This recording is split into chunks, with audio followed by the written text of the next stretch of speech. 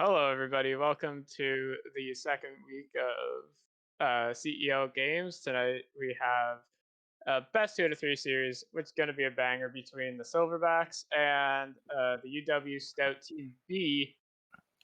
Adagio is here with me. He's going to be our color cast for the day, and I'm Bryce Cream, and I will be your play-by-play caster today. How are you doing, Adagio? I'm doing great. I'm looking for some exciting gameplay out of both of these teams, and I'm looking forward to just getting into it. Oof, we have some nice graphics on our stream right now.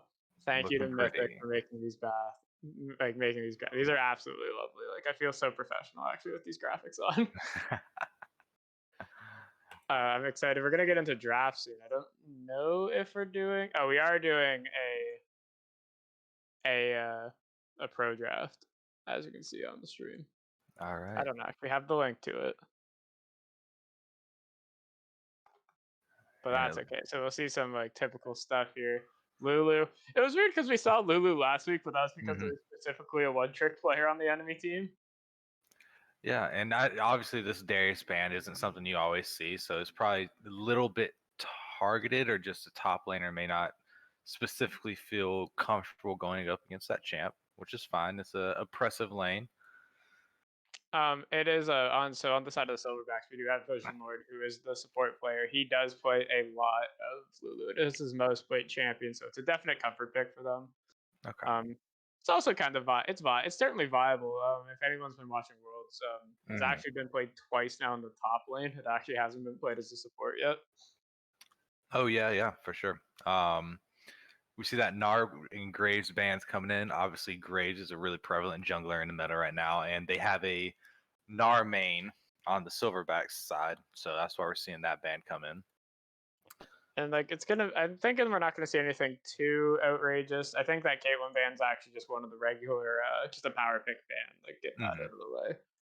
For sure. Um, Usually, like I think last week what we saw was it was the Wisconsin Stout A team that they just banned one tricks on the enemy team, hmm and so like it's good to see. I think Senna is also just. I think we're following the territory of we've got most of their comfort picks out of the way. We can go into some standard OP. Yeah. Well, I don't know how much anyone's been watching Jackie Love play his Senna this Worlds, but my God, Jackie Love on Senna is a monster. He's something to be scared of. It, yeah, I've heard that he's just like, absolutely putting out the damage because apparently he uses the strong concept of just because Senna is a scaling champion doesn't mean that she is a weak champion early. hmm All right. Ooh. So I'm excited. I'm excited to see how that Lucian goes because with the Braum lock, and I'm thinking that's actually an ADC Lucian, which I'm not the big like. I'm perfectly fine with the Lucian going ADC, but I think what should have happened is you should probably have grabbed the jungler right there, and instead of just because when you lock in Lucian Braum, like that's such a prevalent bot lane, like that's such a known bot lane that it takes away like the flex pick potential almost away from. I agree. Um, and they still there. Never mind. Take that back. I was gonna say they still had the flex pick set that they could put him in pretty much any lane. But they picked a Nunu, so we know he's not going in the jungle at this point. Um, and Set's just an all around great pick. Ash is still really good as well.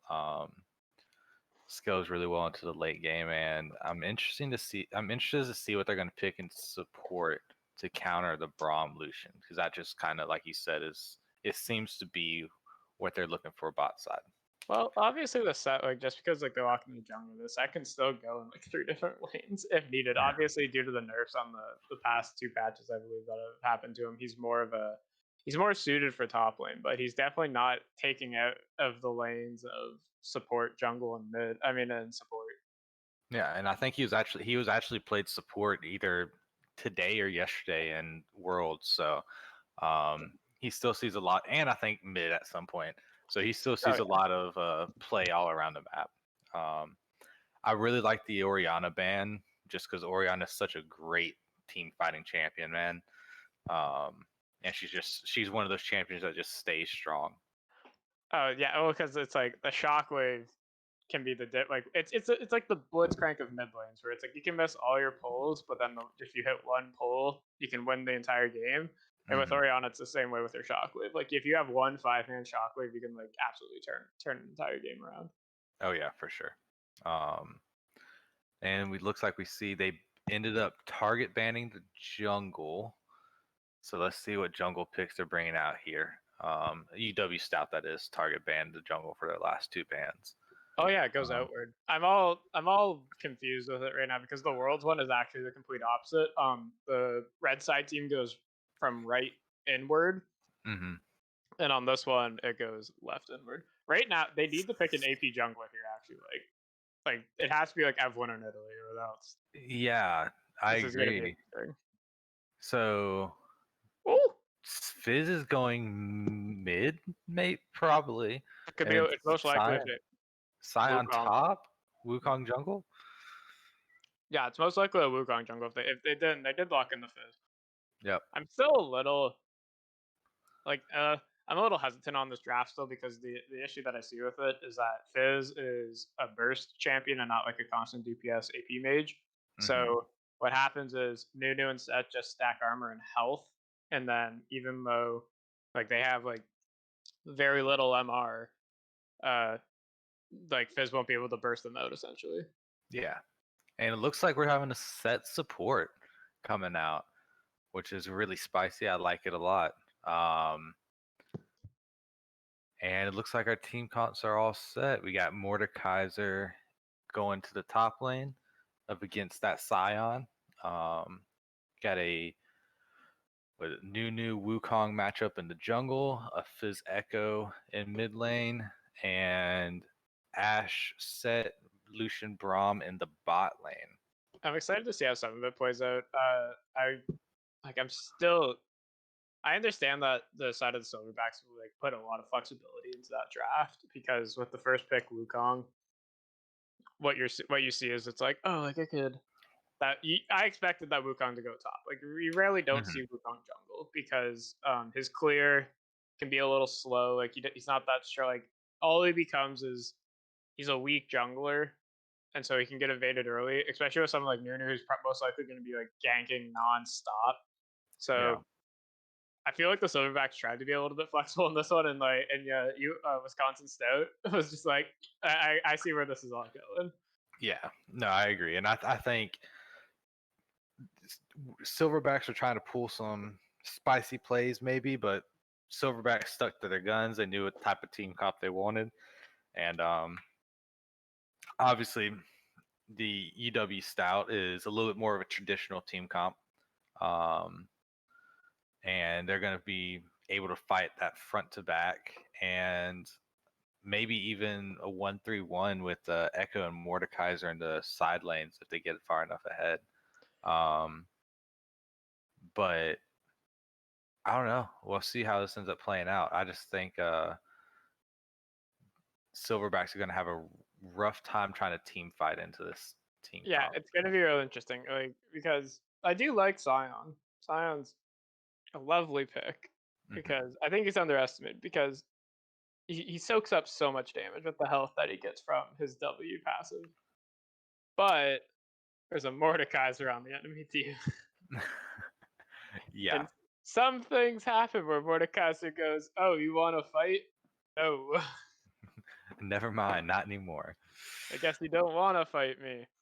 And so it's gonna be interesting because like they only like Braum is a tank, yes, but he's more of a peeling tank. Like he's not a he Hmm. doesn't like it's different. He acts differently than the way a Scion would. Yeah. And so I think with the side of the Silverbacks, like my first like glaring issue is that I feel like they don't have the damage to kill some of the like some people on the side of Wisconsin Stout. Obviously, with the side of Wisconsin Stout, though, they need to stay ahead because Ash behind tickles. Echo was not getting any flanks and without any items or in being like 0-10 doesn't do Hmm. much. Mordekaiser still has some agency while he's behind because he can still press R. But Yeah. Well, see, so what I'm seeing here is I think we got a very strong mid game comp coming out of the Silverbacks. because like you were talking about earlier, they're not going to have that sustained damage. They're not going to have the damage over time that they're going to need to kill that Mordekaiser, to kill that Nunu, to kill that set. But in the mid game, they're going to have a lot of burst damage, which the other team isn't going to have all the items to kind of deal with. So if they can catch UW Stout with maybe 1.5, 2 items while while the Silverbacks themselves are ahead, I think that's kind of the path to victory I see for the Silverbacks. And they do, looking at them, have a good team fight. They have like infinite knockups on their team. So they have a good team fight, but I think once you get past that like 20 to 24, 25-minute stage and people get their second and third item rolling, UW Stout just has a chance to run away with it because I think they scale much better into the late game. No, I definitely agree with you. Obviously, we were quite confident last week as well too, and then I think we were wrong both times. I think we predicted Blue Side's draft to be like way better than Red Side's, and I think Blue Side lost both times. Obviously, it can happen. Well, Yeah. like we're just saying like what's it like on paper. This is why I was like sometimes when you're coaching too, it's just like I can give you all the tools for success, but if you run it down mid, I can't help you with that. For sure. Yeah, no, I mean, like, yeah, we were a little bit off last week, and I think they just played a heck of 2-game series last week. It was really good to watch. They just definitely surprised me. But I do think both teams have pretty defined paths to victory. And I don't think it is kind of as lopsided as the first draft was last week. It's just if it gets too late into the game, the Silverbacks just may not have a chance to output the damage they need to. Yeah, exactly. I mean, it's a lot of it's on the solution. Like, how good is the solution? How good is the solution going to be from Quay? Is the way I'm going to pronounce that name because I don't know how I'm going to pronounce HWIE. But it's gonna be interesting, especially like he has some issues. I hope to see the cleanse. I would like to see the cleanse out of Lucian because you can't cleanse Mortality, but like you can cleanse an Ash Arrow, and as Lucian is a pretty short range ADC outside of his ultimate the culling, you're gonna need to be able to get close to be able to output some damage. So I'd like to see some like defensive on him. I've been seeing a lot of exhaust actually on ADCs recently, especially aggressive ones like Lucian, like trading ADCs like to take exhaust right now, and like the support usually takes heal. What are your thoughts? Do you have any thoughts on that? Expect to see it at all today? I definitely would be a fan of the cleanse on Lucian just because Ash Arrow, Echo W, Nunu Root, all that jazz, set stun. There's a lot of things with him being short range that he could be caught by.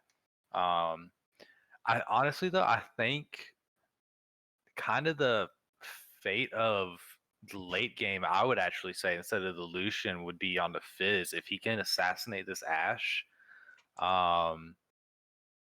then that could open up the ability for the Lucian to carry. Just because if it goes into a front to back team fight, I just think UW has the edge. Yeah, I definitely agree with you. I think it's going to be a nice execution game. Obviously, like you can win and lose games in draft, but it's all about the execution of those comps on who actually wins the game. Whoever takes the Nexus wins the first game. Absolutely. I believe we are in for a best 2 out of 3, so we shall. Even if one game goes awry here, there's always more to come back to. Absolutely. All right, let's take a look at some of these summoner spells, or not summoner spells, rune choices. I mean, let's look at the summoner spells too. Smite on the junglers, very questionable choices. Actually, though, not even jokingly, there's a ghost on the Wukong jungle. That is spicy. I'm not gonna lie. He does have the whatever 10, 15-second cooldown escape with his E, so I can understand that. And I think if sometimes it, like you like to go into the clone and then flash cyclone, but I think what he's thinking is ghosting, getting like a lot of movement speed built up, going into Mhm. the clone and just being so fast that like it it mimics a flash essentially. Yeah, and even if they did try to flash out of the cyclone themselves, he has enough movement speed to catch up to him for that second one, you know. Um, so no, it's definitely a spicy pick. I'm not a fan. We'll see how it goes. But we did not get to see a cleanse coming out. We get a heal on the Lucian, Get a heal. so that's We important to note. It's gonna be interesting. Ignite on Fizz for pizza rolls too. So no TP there. So there's two TPs on the side of UW Stout, and Hmm. looks like they have some level 1 shenanigans going on. It may look like that. So the Silverbacks are going kind of for your standard 5 point start, but let's see what Stout has in mind. They might be thinking a little bit something different. It's interesting because uh, TSB, the Silverbacks actually have the better level 1 in my opinion with a Braum and a Scion. Hmm. So it's For like sure. I think this might be a defensive setup, but I'm kind of shocked about TSB. Like, there's definitely nothing wrong with not doing any level 1 shenanigans, but we shall see. Yeah, no, I don't think we'll be seeing anything like that this game at least. Yeah, I think it was definitely just in case they try to come into their jungle, just to have a 5-man stack ready for it. All we do for the rest of this game is we pray how long my client lasts. Of being to spectate the game in real time. To be fair, it's usually perfectly fine for the first minute. It's when anything interesting happens in the game where it's like, I'm just gonna take a break here and freeze. I'll let you catch back up to me later. Yeah. So apologies for anyone who's watching it if I either just stop in the middle of a team fight, like stop talking, or for some reason I sound like I'm a little bit behind on what you are seeing is because I have a weird spectate bug that I'm currently in the works with Riot Games of actually fixing. Oh, so we got an E start on Fizz. Now, I'm not a Fizz player by any means, so I don't know if that's typically what you go. That's what I was gonna ask you too. I was like, do you know? Is that correct? I don't know. I typically, whenever I play Fizz, is I go W. I think that's his auto attack reset, especially into like a melee matchup, just because you're not worried about getting poked out too hard, and you can reset your auto with the W. That's Ooh. actually such a low Braum. There's the haymaker. He's actually down here to the flash. He got to ignite though. Is he going down? He's taking another tower. He's almost dead. That's a large chunk of damage, but the heal's blown, the flash blown on the side of the Silverbacks. Wow, that was some shenanigans early It's not game. what you want from your like Illusion Brahm's supposed to be such a dominating lane, which is why I was so like hesitant about them. Just like they drafted Illusion, I'm like, oh, this is fine because you can like flex in like an Evelyn or an Italy or a Lilia, and then they like lock in the Braum, which like kind of solidified that it's gonna be a Illusion Braum bot. Yeah, they kind of gave that one up a little bit early into the draft. It looks like we have a gank here. There's the Cyclone, not the Cyclone, the Warrior Trickster right there. He just whacked him in the face a bunch of times. Crushing blow. Fade's refusing to blow the flash though, but the thing is now you have to back. Wave's in a pretty good spot though, so he probably won't have to burn the TP, but we will see what he does. Yeah, he just started getting bonked on top of the head. That was hilarious. That was... Bonky Kong staff right there. That made me so happy to watch actually. Like I'm very excited to see that. Yeah, no, that was good discipline by him, holding on to that flash. I would have flashed way early. Just like a monkey, run. For sure. Got some nice trading going on in the mid lane. Actually, Nunu's coming in for a gank here. He's got the world's biggest snowball, but there's actually two ganks going on. Ignite's down on Chulo. It looks like Vision Lord's going down. Actually, first blood goes over to Fizz, and then there's a trade kill on the bot lane for support. Huey has his flash though, so he shouldn't be dying here. Screen freezes up for a little bit of second, and then the Archer's volley does not do it justice, but good trade kills by the side. Like, still worth. Very close kill. I think it was ganks by each team. And he looks like Cody Alcatraz there is going in. He might be dead. The piercing one actually takes him out. Wei has flash though. Flame Bone does not, but it looks like he gets the trade anyways. He didn't think with the slows he's going to be able to take it. The minions might be taking him out. I think he has like 1 HP there. Oh, it's so close. Oh man. Yeah, no, that was a good little 2 minute or two right there. Got the first blood gold onto the Fizz, which is huge. Get that death ball of a champion rolling early. And both ADCs got a kill, so that's good stuff. good stuff for everyone around, actually. Like, almost exactly what you'd like to see. Can't complain, you know. And there was junglers played a part of both of them, so it's like good job. No one just got straight up solo killed. Yeah, and just they got a little bit of pressure bot side, so it looks like they're going for the early drag, the 5-minute drag. Let's see if it ends up happening. We got a Nunu, so it's just like press Q to eat. And then yeah. Braum and that might be in a little bit of a sticky situation here. Braum just putting up the Unbreakable, but the Snowball Barrage is going to keep the stun parallel. Convergence actually keeps both of them stunned for now. It looks like they're both going to go down. Drag goes over to UW Stout, and Braum's running for his life. Infinite Blades goes down on the Wukong though, and they're chasing him. There's the Face Breaker. Unbreakable goes up, and they should be fine for this. Yeah. No, that was kill and the drag over to UW Stout B. And it's a Mountain Drake, which is not what you want them to have on the side of the Silverbacks, because you're looking for a little bit of bursty play, and the more resistances they have, the harder that is. So look at that damage. Chewy Low has the Echo Ultimate now, so I believe it's called Chrono Break. So he'll have the ability now just to like do whatever the heck he wants for a bit. Just like if he wants to tower dive Fizz, you know, yeah, I'll just tower dive Fizz, get some damage and press R. Yeah, absolutely. And it's on like a 40-second cooldown, so he'll just have it up next time when he gets back to lane. Oh yeah, I know. I got it. I've seen plays where it's like level 16 Echo, and they have like a Cloud Drake or two, and it's like, oh, it's up every it's up every 20-second cooldown. I think. Yeah. So you can just kind of use it whenever he wants to, not a worry. But yeah, I mean, gold is really just that one kill that they got at drag. There's the Hex Boss actually. There's the Haymaker. If Wei's taking 2 tower shots, if that goes down, they might want to try to chase us a bit more.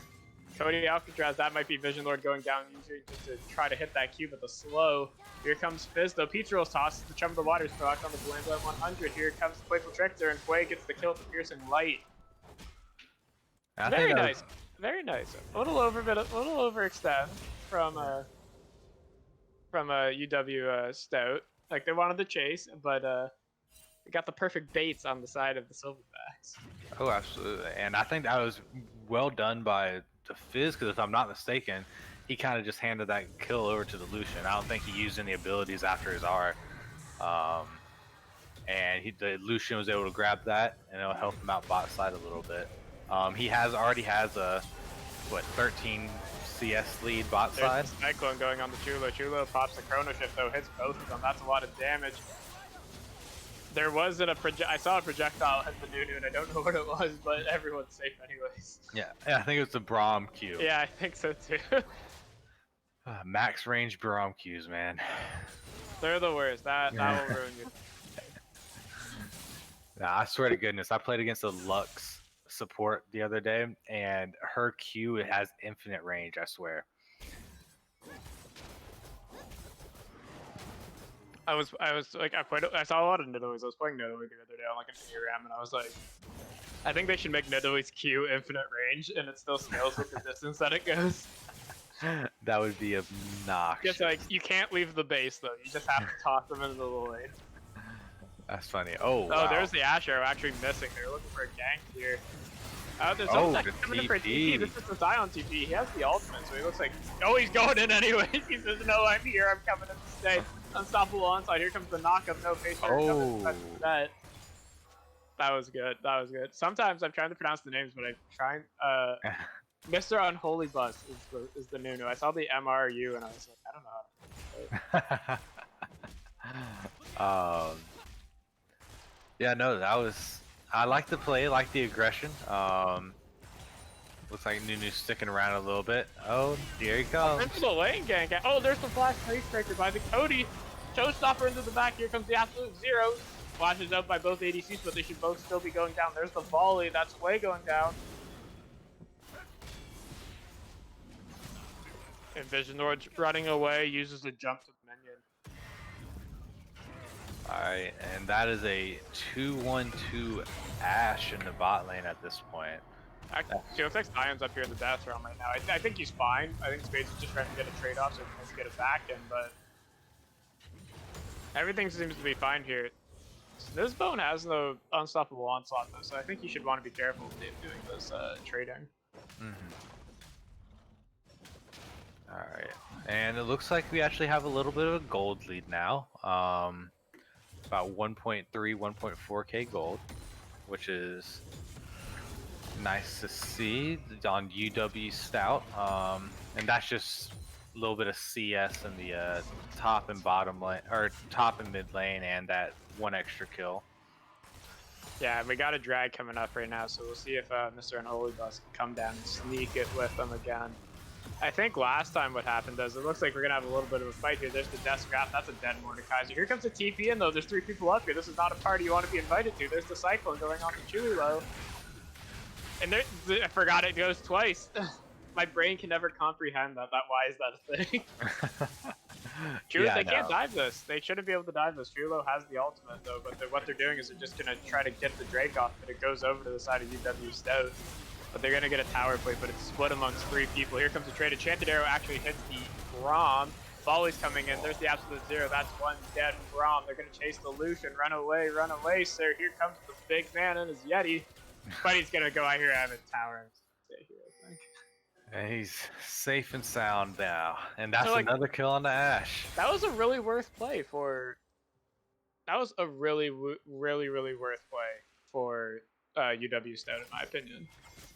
Absolutely. They got another dragon and then another kill on top of it. Yeah, and like what happened was they lost one tower play top that was split amongst 3 different champions. Yep. And it looks like they did pick up the Herald top side. So they did lose that. Oh, what's here? Doesn't look like much is gonna happen here. Just wanted to peek his head in and smack him with the bonker. Give him a little bonkeroo on top of the forehead. Yeah, just a little boop, just right there. Just be like, hey, I just want to let you know that you're, I'm in your way. And here comes, looks like Nunu's coming in here. We're chasing him down. They did get the snowball barrage. They do lock him down, but he's just gonna be like, I'm a ninja monkey. I'm just gonna sneak away for a bit here. Go inside. Everyone's fine. They dropped the Rift Herald though, which is actually very interesting to see. It got 2 tower plates, I believe. I did not see that infinite void deck with that. Yeah. You know, typically just because of min-maxing and how it ends up working out as far as wave gold minion wave gold and tower plating works, you typically want to wait till you have the tower to about 2.5 plates left before you pop a Rift Herald. Just so you guarantee the tower break or the tower destruction, and you're not losing gold somewhere else because you're pushing a wave to get a tower. I think Cody Alcatraz just walk up to the Lucian here and just like knowing that his bot lane's gone. He ain't scared of the Lucian. He ain't scared of him. He knows the Brock's gone. It's just like, oh, I'll fight you in a 1v2 situation and not on even ground anytime. That is a Blade of the Rune King Ash. He's getting scary right now, I'll tell you. What's your opinion on the Ash having a Bork over maybe something like Essence River actually in this game? I actually do kind of like it into Scion and the Braum, because if I'm not mistaken, the Scion is going to be HP stacker. He's going to buy a lot of HP. And Braum, maybe not. He may be more just straight up resistance, but they're still both tanky. And Blade of the Rune King gives you what, 8% on ranged attacks? It's something like that. I'm pretty sure I could check. It's 8%, and then melee's it's 12. Yeah, so it gives you a lot of damage into that. This looks like there Ooh. might be a dead Braum, actually. Here comes the Absolute Zero. There's the Showstopper onto the Wukong. Brought the Wukong back into his ADC. There's the Cyclone. Double Cyclone goes down. Now it's just away, and along with the slow, he uses the Relentless Pursuit to get away, but that was still, I believe, a 2-for-1 for the UW. Favored it there. Absolutely, and that was well played by Cody Alcatraz. As soon as that Wukong came in, he ulted right away and took him back. I think that actually saved Ash's life. There's a flash up by Flay. He might be dead. Oh! They're gonna take it. Cody Alcatraz still has his W, I believe, so if he's the tank, he will. Not even gonna do it. Doesn't need it. He knows. Yep, and here comes the Scion and Braum. Yeah, looking just nothing to do fancy. My computer's taking a little bit of a stutter here, so we're gonna speed this up, make sure nothing interesting happens while I'm not watching. Nah, nothing interesting right now. Nah, I wanted to see the sign. It was weird that the sign, he walked down, like, all the way down there and didn't want to use his ulti, so what he's giving up is he actually might be giving up the whole first turret. Yeah, I think he might be down a turret after this. And we got a 5-1 and 3 Ash for Blam Blam 100, so that's perfect position to carry. Oh, for sure. They've been, I don't know if it's been by design or what, but they've been, wow, that is some damage. Oh, whoa, my screen did not, I did not cast it because my screen went to manual my spectate went to manual camera, so I was watching Scion and Mordekaiser farm. Yeah, no, that was. There's the Enchanted Crystal Arrow onto Infinite Blades. He looks like he's going to try to get away here. He goes into the Warrior Trickster just trying to get away, but he goes upward instead of outward. He's getting slowed, and he looks like he's going to be safe. Scion with the unstoppable onslaught, but now he's in before people. The absolute best ADC flank I've ever seen. He can treat 4 people. Absolute Zero's coming down, and it doesn't pop, but it doesn't kill anybody yet. It looks like there's double kill over to Ash, and Ash is still popping off right now, and there's the obliterate on the 3 people. That's 3 people down, and it looks like they're going to try to keep the fight going. Ash did go down. I didn't see who the bounty went over to, but it looks like that should be the end of the fight. If I'm not... 3-2 for the side of UW, and they're actually looking like they're going to go for it still. There's the Death's Grasp. That's a double kill almost. Actually, it was just the tower going down that I saw, but there goes Braum going down. And then it looks like Snizboat over here is just going to be fine on the Scion. A lot of health. Like, he lived. Yeah. So that Ash shutdown went over to the Scion. Probably not the most optimal person, but... No, but I mean, he'll be tanky, so he won't die. Yeah, he won't die. But yeah, no, the Fizz does a lot more damage than I thought he would. He's 3-1, and he just kind of one-shot Diego, and he couldn't do anything about it. Yeah, I mean, like, obviously I didn't see it completely, but I was assuming, like, I feel like that shouldn't happen. Just by, like, the way that it's being described to me, I feel like Echo should be able to pop the Chrono Break, or Chrono Shift. I always forget which one it is. But I believe that Echo should be able to pop his ultimate, and be safe, like, shouldn't be able to die to a Fizzar, essentially. Yeah, unless it does actually happen that fast. Yeah, oh my goodness, he... that Fizz, like... Oh, it's the world of the ADC still. There's the Glacial Fish going down. He's trying to disengage. It looks like they want to take this fight because Fizz is going back in for the flank. And he's going in for another tower dive. We pan back to bot lane where it looks like Scion actually dies, goes down to the Wukong Mordekaiser. No one dies on the side of the Silverbacks. We have an absolutely close game right now because despite your Ash being 7-3, little fish man goes up and smacked her. So that was a level 10 Wukong against a level 12 Mordekaiser, and he just beat him. He didn't ult. Like, Spades didn't use his death realm. Like, he did not pop the death realm in that fight. Yeah. Which is really interesting, because, like, it's not just for, like, an isolation purposes. It gives you bonus stats. Like, it makes you harder to kill and easier for you to kill them. Yeah, no, that was strange. Was not expecting to see that. So, like, we have a really close game so far. These fights are absolutely brutal. We have over a kill per minute. Really exciting to see. We're starting to see a flaw, though, on the side of the UW Stout comp where they don't have much appeal for that Ashe. There's Scion just saying a cheeky hello. There's the Q. I want to say it's called Decimate, but I always get it wrong. And then there's some champions that like all the like I always think Braum ultimate is Cataclysm, but that's J4's, and it's a hard life sometimes being a play-by-play class, having to not know anything about the game and just talk fast. Fair enough. Yeah, no, I love me some J4. I think his ult's one of the most satisfying ults in the game. Just a straight up dunk on top of someone with your freaking flag. Here comes a ghost, actually. Okay, Spades has the ultimate this time. Use it. I think he took in the Wukong, which is the right choice. He still has the indestructible. That should be a solo kill, and that's why the Mord can go on the side lane. And he remembered to press R this time. He might have been CC'd the entire time, obviously. Cody Alcatraz going in here with the face breaker. My screen's prone to someone who spectate off something else quickly, but he looks like he's going down. Showbreaker goes in, and that's a dead Vision Lord. Wade's chasing. Can he get the set? No, the passive healing is too much. He just walks up and bonks him in the face with his fist.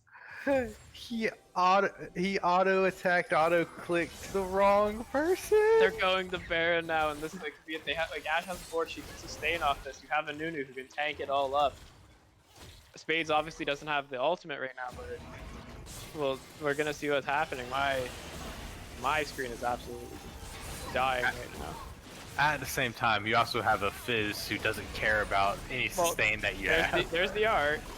There's the Chrono Shift, so he's fine now. He's just CC'd, and when he CC'd, kill him. So that's a dead set, but that's not the person you need to kill. And Snizbo is just absolutely getting melted. Here comes Infinite Blaze now. He has the smite, he can steal. He doesn't have a Cyclone backup, so he doesn't have much. He's gonna go for the crushing blow onto Blame. That's a dead ADC, I believe. Screen froze just before it happened. Can't really find out. Yes, it is going down. Will they still have enough to move Baron? They have Mordekaiser with the angry, so I'm assuming they'll be able to get it, and they do. Oh. Just a little tag. Just trying to chase the Nunu out of here, but like not enough to go down. So I believe Baron onto 3 people on the side of UW Stout. So very good. That gives them a 6k gold lead right now. We're gonna see what they can do with it. I think they're in the driving position, if you want my honest opinion. Oh, absolutely. They got Soul Point coming, or they have Soul Point, and they have Soul coming up in a few minutes here. So I think if they have the coordination and they got the waves pushing and the timing's right on those, they could end it here if they wanted to in the next few minutes once they get that Soul Point. But they're definitely the team in the driver's position right now. But then again, you let Fizz have a free flank off somewhere and anything can happen. Looks like they're both doing the dragon dance right now, but here's coming around with the snowball actually. They're gonna try to melt the Scion. Blam staying free right now. No one's touching him. Where's the Fizz? He's not being touched. Fizz chums of water actually hits the ADC on Ashe. Ashe is going down. There's a lot of damage going down for UW Stout. Who's gonna take the fight? Lucian's still alive. He's untouched. He's relentless pursuing in. I think he gets that kill. And then I think that's just a one fight for TSB because Pizza Rolls is barely alive. Flash in by Spades. Is he gonna be able to get into Playful Tricks? It's just too much. It's too annoying to use. Death Day. Oh my goodness, the Conqueror healing for Spades is on a killing spree. He actually kills it. They actually turned around this fight. This is insane. And Wow. That's ace, so they can get the soul off this now. That was a whirlwind of a fight, and I had no idea which way it was going the entire time. I was like, oh, sweet fight by TSB because like they killed Ashe, and I'm like, okay, that's it. That's who you need. And then like Lucian was untouched. It was. I thought like TSB wiped the floor with the fight. I thought it was like a 1-for-4, and then out of nowhere, the Echo and the Mordekaiser just refused to go down. And now they have an Ocean Soul and a Baron. They're big right now, man. And I saw the same thing. I thought TBS had like wiped the floor, but I saw that Chrono Break come in by the Echo, and it just popped the Wukong, and I was like, oh well, there goes that fight. Yeah, like, my eyes were solely focused on the Ashe. Like Pizza Rolls with the Chum the Waters absolutely threaded the needle there, and it was like absolutely disgusting how it hit the Ashe. And I'm like, oh well, that's a dead Ashe. And once you have the Ashe, then I'm like, okay, well, who's gonna do the damage? Like I understand Echo's in a really good spot, but I thought maybe Lucian would be able to like 1v1 him. Well, this is where it comes down to that sustained damage we were talking about in the pre or the draft phase. Mm-hmm. Mordekaiser, that is all he is. He's sustained damage. And with the Conqueror healing, he's just a monster in the 1v1. Oh yeah, it's because like I'm a big fan of Mordecai. Personally, I think the champ's dumb. Like I think it's not fair, but but like he will not die sometimes, especially if he has an ocean now, ocean soul on him, so he's even tankier. There's no grievous wounds yet on the side of the silverbacks. Yeah, and they need to definitely start with the Bork, with the set, with the Chrono Break, with the new Q, with the Mordekaiser. They need some of that grievous wounds somewhere. Like personally, I think it should be on the side of the Lucian. I think should be getting. I think Bramble Vest on Scion too, because he's gonna be the beef boy in the front line. So I think he should be tanking a lot of autos. But like, it looks like Fizz is the one getting it, and it is the most expensive for a Fizz because of the Morellonomicon costing so much gold. So it's gonna be interesting to see that if Fizz is actually the first one to complete the grievous wounds by spending over 3,000 on it. Yeah, and I agree. I think it definitely needs to be going on to the Lucian as well. They're actually outside of a Ninja Tabi and a Deadman's. There's not a whole lot of like armor coming in for Stout. So Lucian, if he gets a good fight, Arrow missed you. They look like, yeah, he's gonna flash away, and there goes Ash going down. Actually, looks like it's gonna have a big good fight here. There's the haymaker. My screen's frozen now. As always, though, it looks like it's gonna be a good fight. Everybody's going down, but like you can't kill it's the Mordekaiser's death again. Like you just can't kill him. Yeah, He's full health. Like I can see that Echo. And Echo's not even in this fight. There's the Chum the Waters, but you don't have the damage to kill that set, so that's not going to work at all. He still has a Haymaker. Like, there's the Face Breaker. No Haymaker even needed, actually. Fizz goes down. Now it looks like they're trying to turn it onto the Scion. It's a little too tanky now, but then they do end up getting him at the end. It's like, they have an Echo here on the side lane. There's no one up for a couple seconds, actually. Never mind. They're not going to be able to end the game off this, but they can push real hard here and maybe get an inhibitor.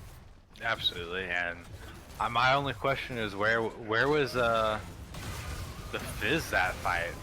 Because it was the Echo was gone. If the Fizz was there, I think that's a different fight. Are they able to take down the Mordekaiser right now? It looks like he's not. He's just gonna back off. They're chasing. They're doing the best they can, but it looks like Kuwait doesn't even tickle them with no executioners calling on him. The healing's just too much there. That is a very dead Mordekaiser. They're still going in. Pizza rolls running away, but the threaded volleys are just doing way too much. Infinite Blade's going down next. Biz is down. Wukong's down. Solution and a Scion versus the world. It's just a Scion. That Ash like is so much. Game. Yeah.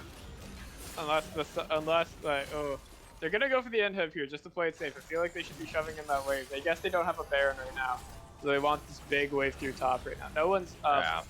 It's just the two tanks. They can't do anything. Nuke can take this tower. There's the Absolute Zero. Glacial Fissure goes down just to disrupt some of the damage, but it looks like they're gonna be focusing down these towers. They're just ignoring free firing. They're just ignoring they're ignoring them. There goes one tower. Second one's going down right now. Fizz is back up though. And there goes the game. My client lagged, I think, about 20 seconds behind by the end of that one. It was a large fight. Lots of fights though, but it looks like they got it in the end. First game goes over. Like that was a 51 kill game. That's no 58. 58, sorry, yeah, 58. I can't do math. Wow, holy. What a game. 28 minutes. It was less than the 30-minute game. We almost had to kill every 30 seconds. UW Stout take the first game, and if I'm not, I believe I'm like 99% confident this is the best 2 out of 3. Holy crap. Was that our prediction? But did we think that was our draft? Did we do that correctly? We had because we were concerned about the Lucian not Mhm. having enough range to get in there and take out some of the damage dealers. Yeah, no, that was what we predicted. Once they got past, well, it kind of snowballed for Stout in the beginning, but we knew once they got 2 to 3 items, Stout was just going to take over the game. For the side of the Silverbacks, is there something you'd like to see differently? Do you think it was draft? Do you think it was execution of the draft? Uh, Or where do you think they could maybe improve going forward for the next game? Because I do think this game was very close. Like, I don't think this was mhm. you're never winning a game against UW State. I think there were key things that could be changed that would make a win for the Silverbacks. I agree. I think honestly, I think it's maybe just been more execution more so than anything. And not saying that I think they did bad or anything. It's just obviously they didn't win, so they had some things they did wrong.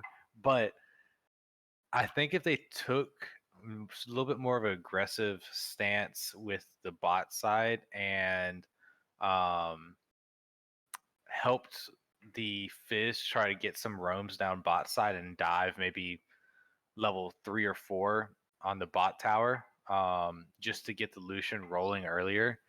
Um, that might have helped. And I definitely think they needed some Grievous Wounds earlier than they picked it up. Oh, definitely. I can agree with that. Well, there you go, Silverbacks. You got the game plan from yours truly, Adagio, giving you all the keys to success right there. We'll be back soon with game number 2, where we can see if we can get the Queen Suite from you to Stout Team B, UW Stout Team B. We'll be right back and see you soon.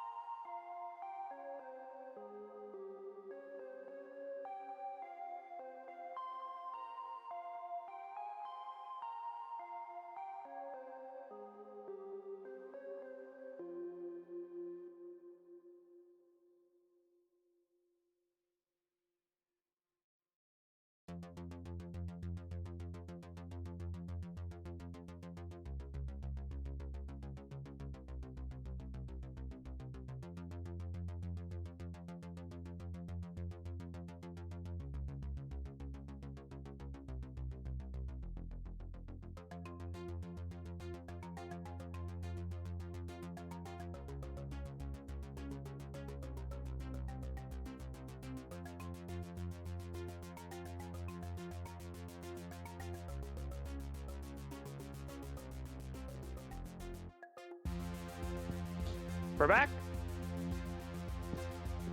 Yep. Yep. Okay. Sorry. Yes. That was more of a vocal check than of an actual like question.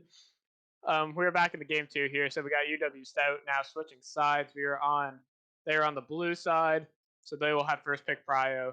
I'm gonna expect similar bans to be honest from the side of them, but I hope Silverback changes up their game plan a little bit. It looks like it did. They're banning out the Nunu and the Step. They're just going with all the champs that they picked already. Like, Yeah. I mean, yeah, honestly, I like both those bands just because both the players performed well on them.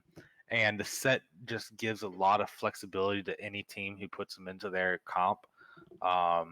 So it kind of takes the thinking or a little bit of the thinking out of the draft phase, at least if you get rid of a 4-role flex pick. yeah, that's true. So like the Fizz is gone now, so we're gonna see that. Obviously, UW Stout's only issue with the game that they saw was pizza rolls as Fizz.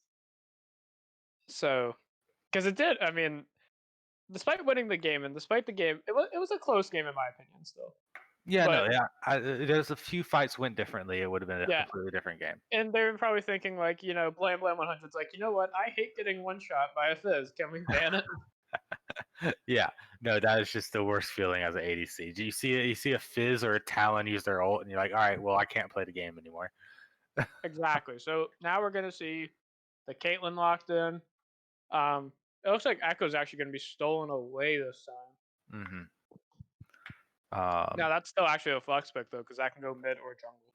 Yep, agreed. And I like the Caitlyn pick. Obviously, fits what Stout's been playing. Just kind of a scaly comp. Vayne. This is interesting. Let's see if No they way pick they her. lock that Vayne in. I really hope they don't lock that Vayne in because like Vayne's a pick you have to say for last. Okay, Tristana's fine because still flexible too. Yeah. You can't pick Vayne because first of all, the only person you know on the enemy team is like one of your worst counters in lane. Mm-hmm. And then if you like have a zone control, Vayne is a very useless ADC because of how short range she is. Yeah. So you can draft a lot of champs that would just make Vayne just such an utterly useless pick. Yeah, if I see a Vayne, and I have a mid lane pick, I'm blind picking Oriana and just saying, "Screw you, Vayne. You're not doing anything this game." And then in like if you're in a really salty mood, you know what? Full AP Malphite man. Ooh, a Galio, so that's interesting. I would actually kind of like to see the Tristana flex, but I don't think we're not at like world caliber stage level of gameplay here, so I don't think we're gonna be like, oh, I'll play literally anything. No, I mean, I think. Oh, there comes Olaf. So we do know Ekka's going mid at this point. Olaf's going jungle, um, and so that leaves support and top lane for Silverback, and top lane and jungle for Stout. Let's see what bans we have.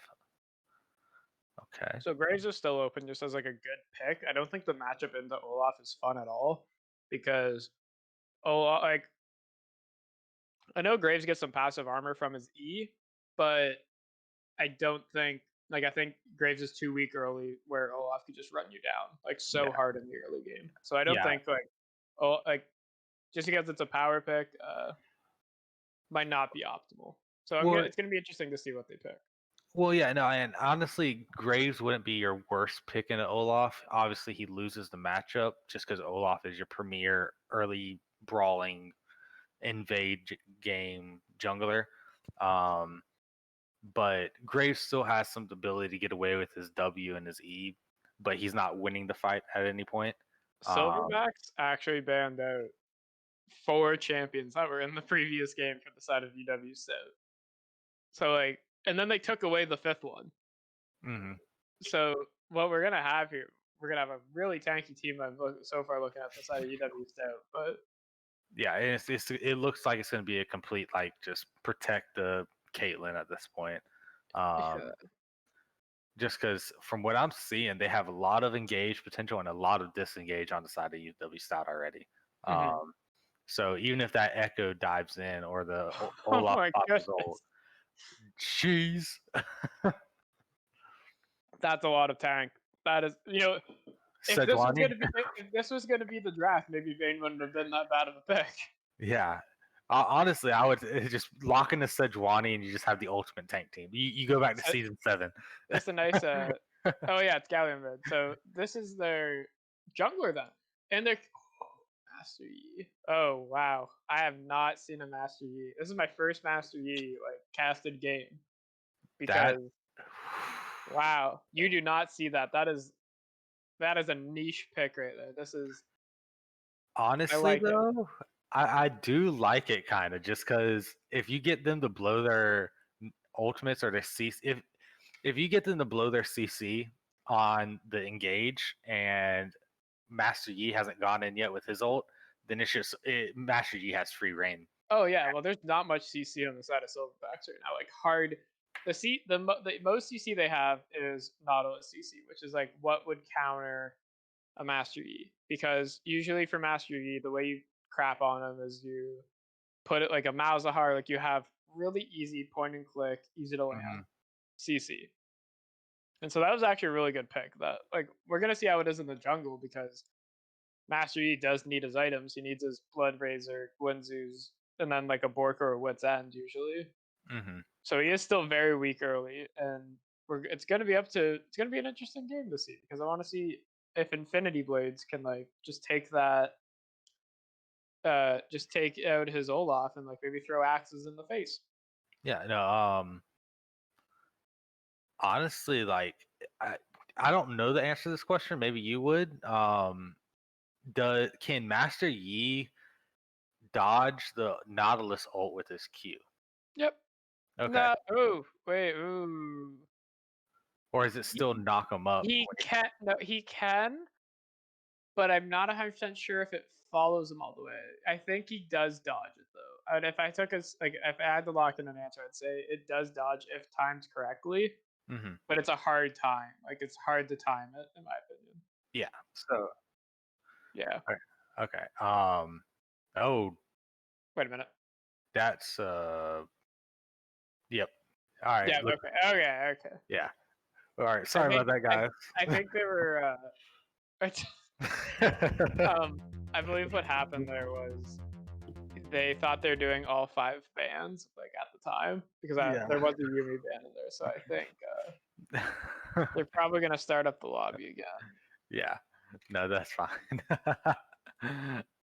I was so confused because like the thing with ProDraft, like using the ProDraft web application, is sometimes that happens where Mhm. it will say they walked in Shen and that could be a Yumi. Like sometimes that does happen. I think they might have fixed it over the past couple of years, but sometimes they'll say like no champion is banned, and it'll be like, oh, that's a Kiana or something. Yeah. Um. But we're Yeah. back.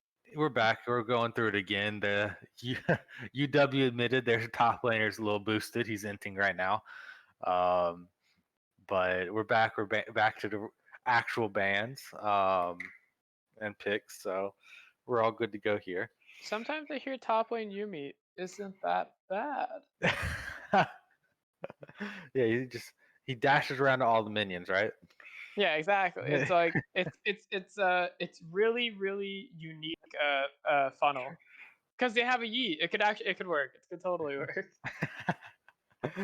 No, yeah, no, this is gonna be a fun game to watch. I have not seen a Master Yi in a while.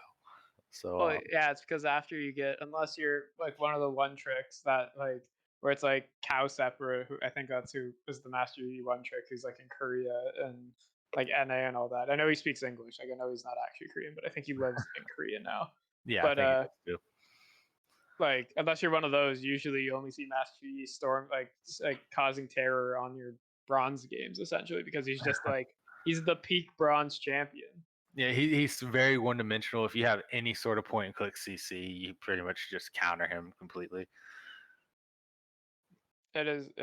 I'm excited. On one of my for my university tryouts, my university team just tried out. There was a Diamond 2 player who's a jungler, and he actually like apparently plays a lot of Rammus, and he actually got to play it. And I was like, it was really interesting to see like a Diamond 2 Rammus play because that's also a champion that you don't associate with. Diamond 2+ players.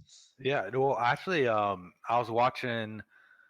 I can't remember. Maybe it was Pro Guides or something, but Rammus is actually last patch. It may have changed with the new patch, but he was S+ tier as Oh far as yeah. jungling goes. Oh yeah, it's because he has a pretty good clear, but he can be such a nuisance, especially on against like I always get scared when they're doing the hovers of the champs a lot because I'm like, wait, don't do it again. Yeah. One. Um. All right. Looks like we got our teams locked in. So, um, honestly, like this game is going to come down to the Echo. I think if Pizza Rolls can get going and actually can get in on the Caitlyn and get out or something and chunk them out, um, off the back of a good Ornn engage or something like that. I think that's how they win this game, but they just have such a tanky team. I'm so excited for this game because there's literally only two options for how this game goes. It's either uh UW Stout, because I believe it's UW Stout. Yeah. UW Stout is on blue side here. So it's either UW Stout is the most 5-head team in the world by drafting like 3 tanks and a mastery last pick, or because this team behind is horrid. Like there Mhm. is so little agency with this team if behind, Yeah, because like you only have 2 carries. Like you have a pretty decent protect the puppy comp of a Shen Galio on your Caitlyn, but if your Caitlyn doesn't put out any damage, then it's bad. yeah, absolutely. Um, yeah, so this is a very momentum based game. Whichever team has the momentum is going to be the one that's in the lead. Because I think a lot of the fights can end up just being coin flipped unless Stout is so far ahead that it doesn't matter if they play it bad. Um, but just because Olaf can dodge all the CC that Stout would put out with his ultimate, and Yi can, if he's protected well enough or Caitlyn's protected well enough, they can just free reign because there's not a whole lot of point and click CC. It's just gonna be a fun. It's gonna be a fun team comp It's gonna or be fun team interesting. fights. Yeah, I Um, want to see. I need to remember most of Master Yi's abilities because when you're learning the champion names, there's some champions where you just go, I will never have to learn this. Master Yi is one of them, but luckily I'm a low elo person, so I see enough Master Yi's that I know some of the abilities. yeah, what is it? It's Alpha Strike, Alpha Strike Meditate. is, yeah, meditate. Wuju Strike or Wuju Style is his Yeah, Q, Wuji is his style. E, I mean, and then Highlander, I believe, is his R. Yes, there it is. Boom. Okay. What do I feel like I won a game show right there. That was great. Yeah. I know Um, most of them, but we'll see. We shall see. It's not the ability of knowing all the champion names. The having a client that functions so you can see them. But I'm excited to see. I want to see Pizza Rolls. I agree with you completely that Pizza Rolls is like a very pivotal. I think it's between Infinity Blades on the Olaf and Pizza Rolls because mhm. I want to see how much. Because Echo's gonna have to Echo's not gonna kill Galio No. like at any point. Mm, So basically, what you want to see is Echo and Olaf coordinating ganks specifically, and either to invade because of how weak Master Yi is early and how strong Olaf is early. So you want to keep the wave shoved as much as possible mhm. to be able to just put so much pressure on this Master Yi. But Yeah. and because Master if Master Yi just free farms, like, oh, he's so disgusting. Like he's simplistic so much to the point where if he gets these 3 items without punishment, like it is going to be hard because if unless it's a full on 5v5 and they save their CC just for the Master Yi, then Master Yi might just get to Yeah. thwack on everybody. No, I completely. That's what it's going to come down to. The pizza rolls and infinite blades, they're going to have to really focus on shutting this Yi down early. And I think they can do. They have all the tools to do it. Echo's going to push in the Galio for the first like 6 levels or so until Galio gets an item and he can insta clear waves. And to That's clear a the wave. predator Galio. Yeah, so that's a thing that's been going on at Worlds recently is Predator Galio because of the changes that they made to Predator, where uh, it's you get like a movement speed boost when you're walking at somebody. Mhm. So instead of like what it used to be is you popped it even if you were inbound, you'd get a movement speed boost. So Mhm. you pop it during your taunt, and then you go really, really, really fast at people, and you can get like a 5-minute taunt. Really, really, really fast. Like that's basically like the only way I can sum it up, because like it's interesting. I'm excited to see. And looks like we got UW Stout here going for some cheeky plays, and Orin's walking in. Gonna see. They're probably just gonna back off because yeah, Orin's not 5 checking the seconds bush. until minions Yeah, spawn. no. They cleared the ward. I want to see Olaf, Tristana, and Nautilus try to get some deep vision in. Absolutely. But it looks like they're just trying to protect the red. Let's see what ends up going on here. I would be. Yeah, it looks like they're just gonna. If they sniff it out, they may just trade for the vertical jungle, but it does not look like that's what they're going for. Yeah, and also if UW Stout's going for a vertical jungle, the only person that benefits is the Silverbacks, Mhm. because then like Master Yi's on the top side where like I know he's just trying to power farm, but his only ganking lane is into an Echo or an Ornn, which isn't who you really want to be able to influence right now. Um, let's see what.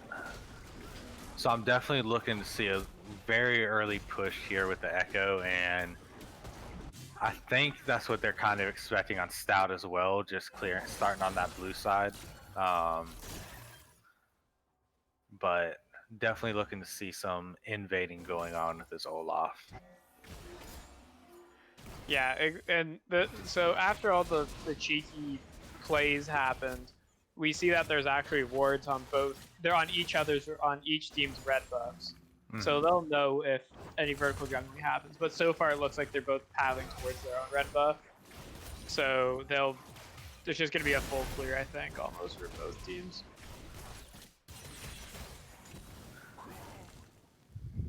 Just some nice little trades everywhere here and there. The ward for the Silverbacks have expired on the red buff, so they actually won't have vision where that looks like Vision Lord's actual. Oh my goodness, he stepped on the trap, and then you get the Caitlyn smack. That was a lot of quick damage, I'm not gonna lie. The reason why I didn't expect it was I was just it to be like a very nasty trade, because like the heal, like Hui didn't expect, he still has heal. Vision Lord didn't expect it, he still has splash. Like, yeah. there's the parallel convergence actually coming down. He's coming in from a bush actually. He did stun him, he flashes over. There's the Q and the ignite. And that's actually Pizza Rolls getting the solo kill on the Chewy low, and what a good trade. Whew, no one's expecting any of the damage that's coming through. Yeah, no, this is a spicy early game.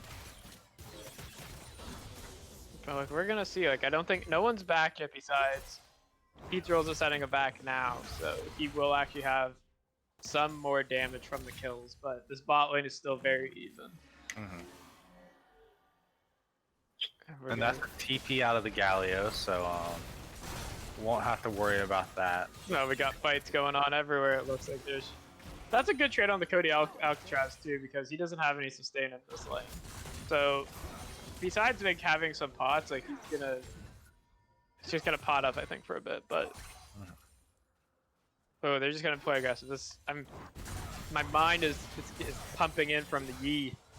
There's a lot of damage on the Snizzbone actually. I think he might chase this. Spade's he's gonna have the taunt soon, but sometimes you gotta watch out for that full burst combo coming out from the Ornn. So yeah, for sure. And it looks like the Olaf is getting this little invade off, but they're going into the vertical jungling, and let's see if they kind of sniff this out and Olaf stays topside. oh, that was a good block by the Shen. There's the Shadow Dash actually. He's gonna get these Qs on, and that's a lot of max health damage. They don't know where this Olaf is, so I think this might be a big bone bait by Snizzbone. He's getting the grass procs. Spades is so hesitant about it, because I think it's because Snizzbone's making it very obvious that there's an Olaf near him. Infinite Void is coming in though. He's gonna look for a Q. There's the dash. Doesn't even need the blow to flash. Axe misses on the dash. Wasn't meant to be. So just looking at some early farm, a little bit of a CS lead growing in the bot lane. Only about 6, so nothing too bad. Oh, Uh-oh, here comes pizza rolls. There's the parallel conversion, doesn't land. There's the, I forget what it's called. It has the letter, it has like Z in it. It's like Z drive dissonance or something like that. I don't play Echo. But yeah, it's a really big dash that doesn't, it's a gap of the blink is what it is. So, oh, Z drives, something like that. yeah, it's Z drive something. I don't remember, but it looks like Master Yi's gonna get the drag here, unless they really want to fight it. But there's been no pressure. Like Olaf hasn't done anything yet. Like I know it's been 5 minutes, but Master Yi just hasn't been zone contested or anything. Yeah, and that's. They're really gonna need to start picking. He's got Infinite Blades is really gonna start picking up on that before this Yi gets rolling, because he's gonna be scary once he does. Look at there's some more damage here. He has his Chrono Shift now, so Pizza Rolls can just be as disrespectful as he wants. There's Mr. Unholy Bus looking for. Uh-oh, Infinite Blades might be picked out. There's the Whirling Winds of War. It looks like Mr. Unholy Bus is actually going back out. Everyone's here. It's a dance party. Here comes the Galio, Aldi on the spot just for a little touchdown dance there. Surprisingly, no deaths. Yeah, no. They did get Galio pretty low, but that's a big ult to not have to worry about for a minute or so. Like, oh, that was. Well, he might be going down because there's the Ignite's going down. He didn't get the Chrono Shift off because of the taunt. He ate like 3 tower shots, so that was very well played by Chewy low there. Yeah, and he's gonna miss some of the wave, but it's gonna go on to Master Yi, which is who you'd want it to go on anyways at this point. Funneling's back, boys. 2020 funnels back. Funnels back, just die in your mid lane. Up in top side, we have Snizbone actually on the Ornn. He's actually up 15 CS on the Shen because Shen pushed in a very large wave while being down CS, which is really interesting to see. I don't think I expected Ornn to be up the CS in this matchup. Like I think it was supposed to be more even. Like I don't think anyone's supposed to be too far behind. Yeah, I mean it's one of those matchups. It's whoever lands the more of their max health damage. Oh yeah, has the advantage, and they're both going to scale really well into the late game. Ornn just has his items, which we haven't talked about yet. The items that are coming in for the Ornn. Yeah, that will make Pizza Rolls and Fway on the Tristana a little bit scarier. I wish we could get a President. Oh, there's the Death Sense actually hitting in. That was a good dredge line, but the Flay does not. Oh, the Flay bonus damage gets the kill onto Fly for Fway. I feel so bad because I don't know how to pronounce it, but that's a lot of damage. Here come dual TPs that I did not see, or I was the flank, but there's Blame Blam going down Dredge Line Connect. Here comes the Stand United for Shen. Flash does not go over the wall, so the Stand United does not come through. Cody Alcatraz is going down as well. Chewy Lows here. There's the stun, the knockup, I mean. Are they going to look for a little bit of a tower dive? They are. There's the Flash blown. Not the train you want to hit. Smizbone is tanking up a lot right now, but are they still going to go for the dive? Pizza Roll, you are so sneaky. I see what you're doing there. But absolutely, I heard, yep, Mr. Unholy Bus on this Master Yi is up to about 15 CS right now onto this Olaf. And it looks like Pizza Rolls is the one doing all the work right now, which is exactly what we wanted through him. Yeah, absolutely. So, he's doing fantastic. The issue is, once again, I just want to see Master Yi 1v9. I'm just so excited for it. Yeah, no, I mean, both of the carries, we're seeing what we want from both teams actually happen. Both the carries on the side of Stout are up in CS right now, and Echo's up on the side of Silverback. So we'll just see what team can end up executing their team comps plan the best. Galio is looking for a roam. He does have not called the Grand Entrance, but I don't remember what it's actually called. Yeah, they're just looking past the wave, so I think they know because Galio's missing in the mid lane, so they might know what's going on. What's your opinion on I mean, I noticed that Spades is building towards the Sunfire cape in the top lane, not a Titanic Hydra. What's your thoughts on this, especially because like he's winning some of the trades with the Q damage from on Shen, but he would actually be like hard winning trades, I think, in my opinion, if you want Titanic. So I think the kind of the idea on this is Sorry, there's Blam going yeah. down. Good trade, they're actually gonna go, but you can't stop. You can't stop Infinite Blades once Ragnarok's popped. Then look at Machi's finally getting in. Here comes the big boy entrance coming from Galio, and the fight is disengaged. Mr. Unholy Bus is not getting off the ground with. Wait, here comes the Ornhorn. He actually might kill him. This is a surprising amount of damage, actually. Screen freezes quickly. There's the flash forward. There's the Alpha Strike. And it looks like he is going down to Brittle Proc. There's the Death Sense connecting onto him. Has the play still. There's Chulo getting the kill. And the Shen is not on the enemy team, so there will be no more fighting. Yep. All right. Okay. So going back to your original question. Yes. I think the idea behind the Sunfire and not the Titanic Hydra first, or at least the Tiamat first, is it's a tank matchup. You don't need the extra damage because you know neither one of you are really going to be killing the other. So you're going for, you get the extra wave clear out of the Bambis, and then you also just get the tankiness for the early game or mid game team fights that are going to be happening a little bit later. So Okay. I think that's kind of the idea what they're thinking. There's the best sense. It's on to Infinite Blades. He doesn't have the Ragnarok, so he's just going down. 80 cal per net. Actually, just taking out Blam. Blam 100 gets the kill on Infinite Blades. Blam Blam coming with some clean Caitlyn combos, I'm not gonna lie. Yeah, that was actually pretty clean. I love saying Blam Blam. I love the name. I think it's hilarious. Misses the Justice Punch. He's actually going. Pizza Girl's going. That was a weird flash. He actually flashed onto Mr. Unholy Bus there, but the meditate with damage reduction is going to allow him to live through it. Yep. And there's still a lot of damage. This Echo's massive right now. Oh, I definitely agree with you on that one. Here, the Space could be in trouble here. There's the Brittle proc. He's getting low, and this was like what I was hoping with like maybe having the Titanic was that you could make these trades a little bit easier because Ornn's disgusting as a champion.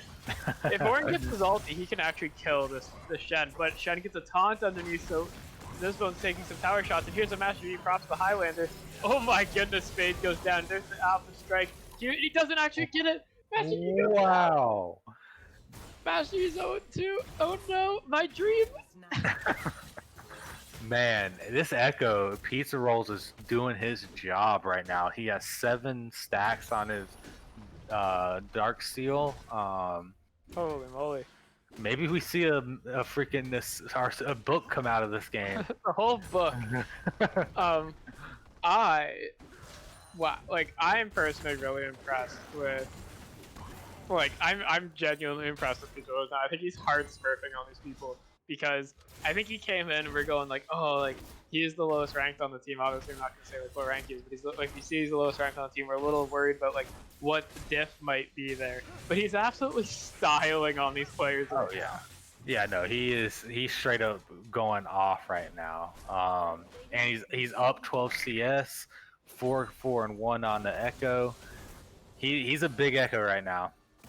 Oh, exactly. And like, who if Echo goes to a side lane, who's gonna stop him now at this point? It could be Master Yi if Master Yi gets these items, but like right now Echo just wins it. Yeah, I think if he goes to trading red, I don't think he wins a full-on 1v1, but yeah, no, I don't know if there isn't a side lane action happening right now yet, at least. oh, that was a very good flash by Vision Lord. They're actually making him stand united. Doesn't matter. That was. Oh, Ornn stepped on a trap. That was a very good play. Here comes the Ornhorn, though. It hits the Caitlyn, stops her from using the 9th caliber net. There's the Dredge line, both missing. Heals blown. Cody Alcatraz most likely going down here. Brittle proc. Here comes another kill for Pizza Rolls. Tostitos Pizza Rolls, baby. Here we come. Parallel Convergence going down. Looks like he's going to get another C drive connect. That's a double kill over the Pizza Rolls. He's 6-1. Man, and that's 10 stacks. He hasn't even backed yet since he got the kill in top lane. He's sitting on 2,000 gold, like almost 3,000 gold now. Yeah, he's. Oh, it's gonna be interesting. Let's see. Oh, we do see a book come out, man. We do see the book. I think like right now no one's killing him. No one can kill him on the team. The only way he dies is if they perfectly time the CC between Galio, Thresh, and Shen, so he can't get the chrono break off. Yeah, absolutely. And it's like, the thing is though, is like, if Shen, well, it looks like we're gonna have a fight here. There's the hop in by Hui. Still has Fate, still has Flash though. There it goes, but it looks like this place is just gonna run him down, axe after axe after axe, and there's another one. Here comes the big. I need to find the name of that of the Galioar. But oh, I keep calling it the big entrance, and I never thought it. That's funny. I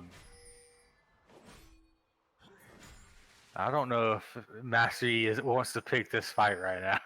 Oh, Hero's entrance.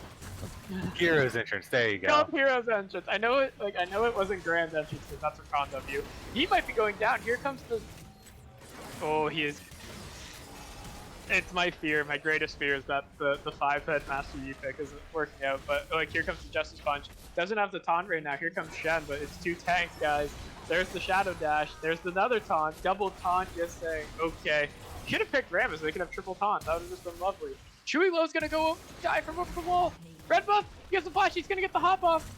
We go to bot lane for some reason. Oh, I see why we're going to bot lane. It's because Lamblem's getting absolutely destroyed by pizza rolls. And that's not where you want to be, Cody Alcatraz. He's trying to get the tower to make the trade. That's an 18-8-1 Echo pizza rolls, you monsters. This man is so big right now. Holy crap. I can't even say he's playing absolutely fantastic, and I don't like that they're disrespecting. Like they're not giving him the credit where it needs to be. And they're just like, these people were just top. They haven't gone anywhere, guys. Here comes the hop. Getting the bomb reset, ignites down. Vision Lord's trying to tank, but you can't tank too long. Ooh. That would have actually been really embarrassing. But Master Yi going in. Good. Mr. Unholy Buzz. Oh, why? Man. 22 stacks on the Medjais. Did that kill? Oh, that also went over to Echo. Oh my goodness. Okay. That's solo gold onto the Tristana. The Tristana's huge right now. The orange huge. Man. Oh man, I wish we did cameras right now because my face is just an absolute shock. Like this is. Oh, how the turns have tabled. Oh goodness. Like. Because I mean, they had the early game advantage bot side, and it looked to be going Stout's way early. But there's a almost what 6K gold lead at this point on the side of Silverbacks with a 9-1 Echo with the Lich Banes with 22 stacks on his Medjais. Oh my goodness. Like. He's not in this fight. So like this is obviously a fight. Like they don't want to take this fight. They want to scale. Like UW Stout wants to scale as much as possible. Mm-hmm. And like I think Echo doesn't have TP. So there is the issue that he can't go into the side lane. Because if he's in the side lane, that's probably their best chance to fight because they'll see, hey, that really fed Echo's no longer there, so maybe we can fight now. Yeah, but at the same time, like, he's so fast at this point. So, yeah. And honestly, right now, what I see is the way forward for the Silverbacks is this jungle is no longer Stout's jungle. This is Echo and Tristana's jungle right now. There's a Riptail going down. They're actually looking to siege an inhib turret at 20 minutes. That's actually a really good hook on the way right there. But here comes the Ornhorn, maybe a little bit premature. They're just gonna tower dive because they think they can, but they need to take this tower down. They don't want to stack it too much. Looks like they're chasing down. And Infinite Void's just running, ignoring all the damage, and it costs him because he's dead. The Echo's still alive. Here comes Mr. Unholy Bus. He's just chopping away. Here comes another Elm Trick. That might be a kill for him. Can he get another? That's the second one. Echo's not down yet. He still has the book. Popping off. Here comes Mr. Unholy Bus. And there's the meditate. Very, very nice. That was a little bit over ambitious on the side of Silverbacks, though. Yeah, no, it was definitely a very ballsy play to go diving underneath that tower at that moment. Um, I mean, the Rift Herald took down 3/4 of it. If you just waited 2 seconds, you had a chance at taking care of it. That's just so much damage onto a That is, tank. it's beautiful. It's beautiful. Oh my god, he's got. Oh wow. Yeah. Okay, well he's got the full book, I believe. I'm pretty sure. Yep, 25 stacks. Oh yeah, he got the full book underneath tower. It Oh, was. okay, yeah, man. Sometimes when I'm in a 5v5 fight under tower, I just like to follow a good, nice novel, read it for a bit. Yeah, just open it up. All right, what we got here? The bonus, though, I will say, and this is surprising, is I don't think that UW Stout's out of this game right now because A, it's just about a 6k gold lead. I feel like this gold lead should be a lot bigger for them having 0 towers, 5 up towers and 11 kills with like a 12-0 echo or whatever, 12-1 echo. Yeah. But Master, you got a kill, and I think it was the shutdown kill in that fight. They're gonna go for a Baron, so they are doing the right thing here by trying to like. Master Yi's bot lane. He actually showed on the wave, so they just get this for free. Yeah. But this is the perfect play by them. Oh yeah, absolutely, I agree. And I will say, I was gonna say the exact same thing you just did. I feel like there should be a little bit more of a gold lead, just considering the disparity between the map right now. And that's just a dead Caitlyn. Goodbye. Pizza Rolls is legendary. Holy. I hope Echo's banned out if there's a next game. He's gonna pop the Highlander. Orenhorn goes through, doesn't hit anybody. That's 3 points in a game of football right there, but nothing in the world of League of Legends. Like, like I know people underestimate Cloud Drake. Like, obviously, a lot of people say the best two are Infernal and Ocean are usually the most contested. But I love Cloud Soul and Cloud Drake for Silverback's team. You get the Orenhorn off a lot more, which is your primary engage tool. Pizza Roll's ultimate goes down to like 20-second CDR. Yeah. Like, oh my god, like he's playing it so well. And you get the move speed onto the Olaf, which is the one thing that the sticking is what the one thing that Olaf lacks, and you get that extra move speed, which helps him stay on top of targets. Exactly. So I don't know if the 5-man push is the way to go here. Tower dive going in again. Worked well the first time. Looks like that's a dead Resh. There's a lot going on here, but not enough. Here comes Hero's entrance. They're gonna get a big knockup. That might be a dead Nautilus. Tower shot goes through. They're also low. Master Yi doesn't have anything though. Like if you had enough items, that could be a triple kill, but it's not right now. But they only lose one, so I'll consider it worth. Not as bad as it could have been. Yeah, like it's where it is. It is what it is right now. Like they're still scaling up. I think Master Yi's done 2 items. Like he's at a spike now where he can like do some damage if he gets the time, but like Echo's really close. I think once Echo backs, he actually has Rabadons. So yeah, like he's scary now. Well, wait till he puts on a hat. Yeah, he gets some extra clothes from Bjorn in the item shop. Oh yeah. Oh yeah, definitely. Like no one's lost to the shopkeeper this game so far. Oh, actually, I haven't looked. Nah, no one's gotten run. Fine. Yeah, and I swear, freaking Orin and Nautilus tanked about 20 shots each that tower dive. Yeah, Orin's balance champ. He still has a stopwatch. Orin has a stopwatch on him. Like he can tank for days. Echo's coming right now. He does have the Rabadons now. He is almost full build, so they see Echo's not here. They're getting up the end hit. I hope they rotate to a side lane and just keep pushing because there's no objectives up for a little bit. Mm-hmm. And you have Echo, Orin, and Nautilus. You can just do tower dives. Yeah, and honestly, at this point, like, I would even think just because Tristana is ahead as well, like, just throw Echo on the top lane and split the pressure and make them send 3 people topside to try to stop one echo. I agree. Um, I can agree with that. but I just don't see that happening right now. They're trying to Yeah. 5-man force a tower, which it only benefits Stout at this point. Even though, There's all the right, tower going down. Ornhorn's pulled the oh blam blam. You're not in a good spot, buddy. Shen hasn't popped VR yet. He said, oh, he doesn't have it yet. It's not up. Why are you in topside then, Spades? He has his TP, but it's not needed. Super minions in mid, so they will have a wave coming. Wave's coming in from bot right now, so they are going to have some time to potentially end the game. Spades is not backing. He just wants one tower, I think. It's the best way to go next without going next, I think. Yeah, Spades is not moving. Both towers are going down. Pizza Rolls finishes this game. Currently 16-1-1.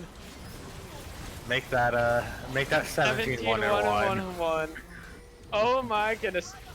Spades died. Oh, he did pop the ulti in there. And that is a Silverback's absolute annihilation of a game. And Pizza Rolls just dancing That's a on the quadra kill. Oh my goodness. Game 3. We are going to game 3. Wow, what a game. What a fight. That Uh, was amazing. wow.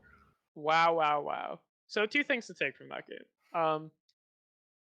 Somehow, Pizza Rolls is like the most impressive. Like, that sounds rude. I'm not gonna say that. Pizza Rolls is absolutely impressing me. They lost the first game, but I was just very impressed with how he played the Fizz matchup. Now he's 19-2. Like, holy goodness, that's a lot of damage. Like, quote Mrs. Puff from SpongeBob. Oh, sweet Neptune on that one. Uh, like I'm honestly breathless. I'm honestly at a loss for words of how disgusting Pizza Rolls was on that Echo. Yeah, I want to see it banned next game. Either I want it taken away because I'm not sure if they switch sides or pick sides, but I think they switch side. We have gotten breaking news from our observers, and then they do switch sides. So I believe that means that Silverbacks will have blue side, so they will have first pick, so they won't have to ban the Echo out. They'll just have free choice of picking it first if they want.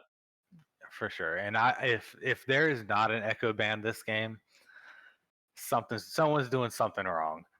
Oh my goodness! Like That was the you didn't seem 5 fed in the end. that was a masterpiece by Pizza Rolls. That was. I want to put it in a museum. It was so good. My spectator client was a lot better, but still a little broken, but a lot better this time. Yeah. So we are gonna go into game 3. We will be right back after you guys get to look at some sweet graphics made by the lovely Mythic. But we will be back soon. Thank you and see you soon.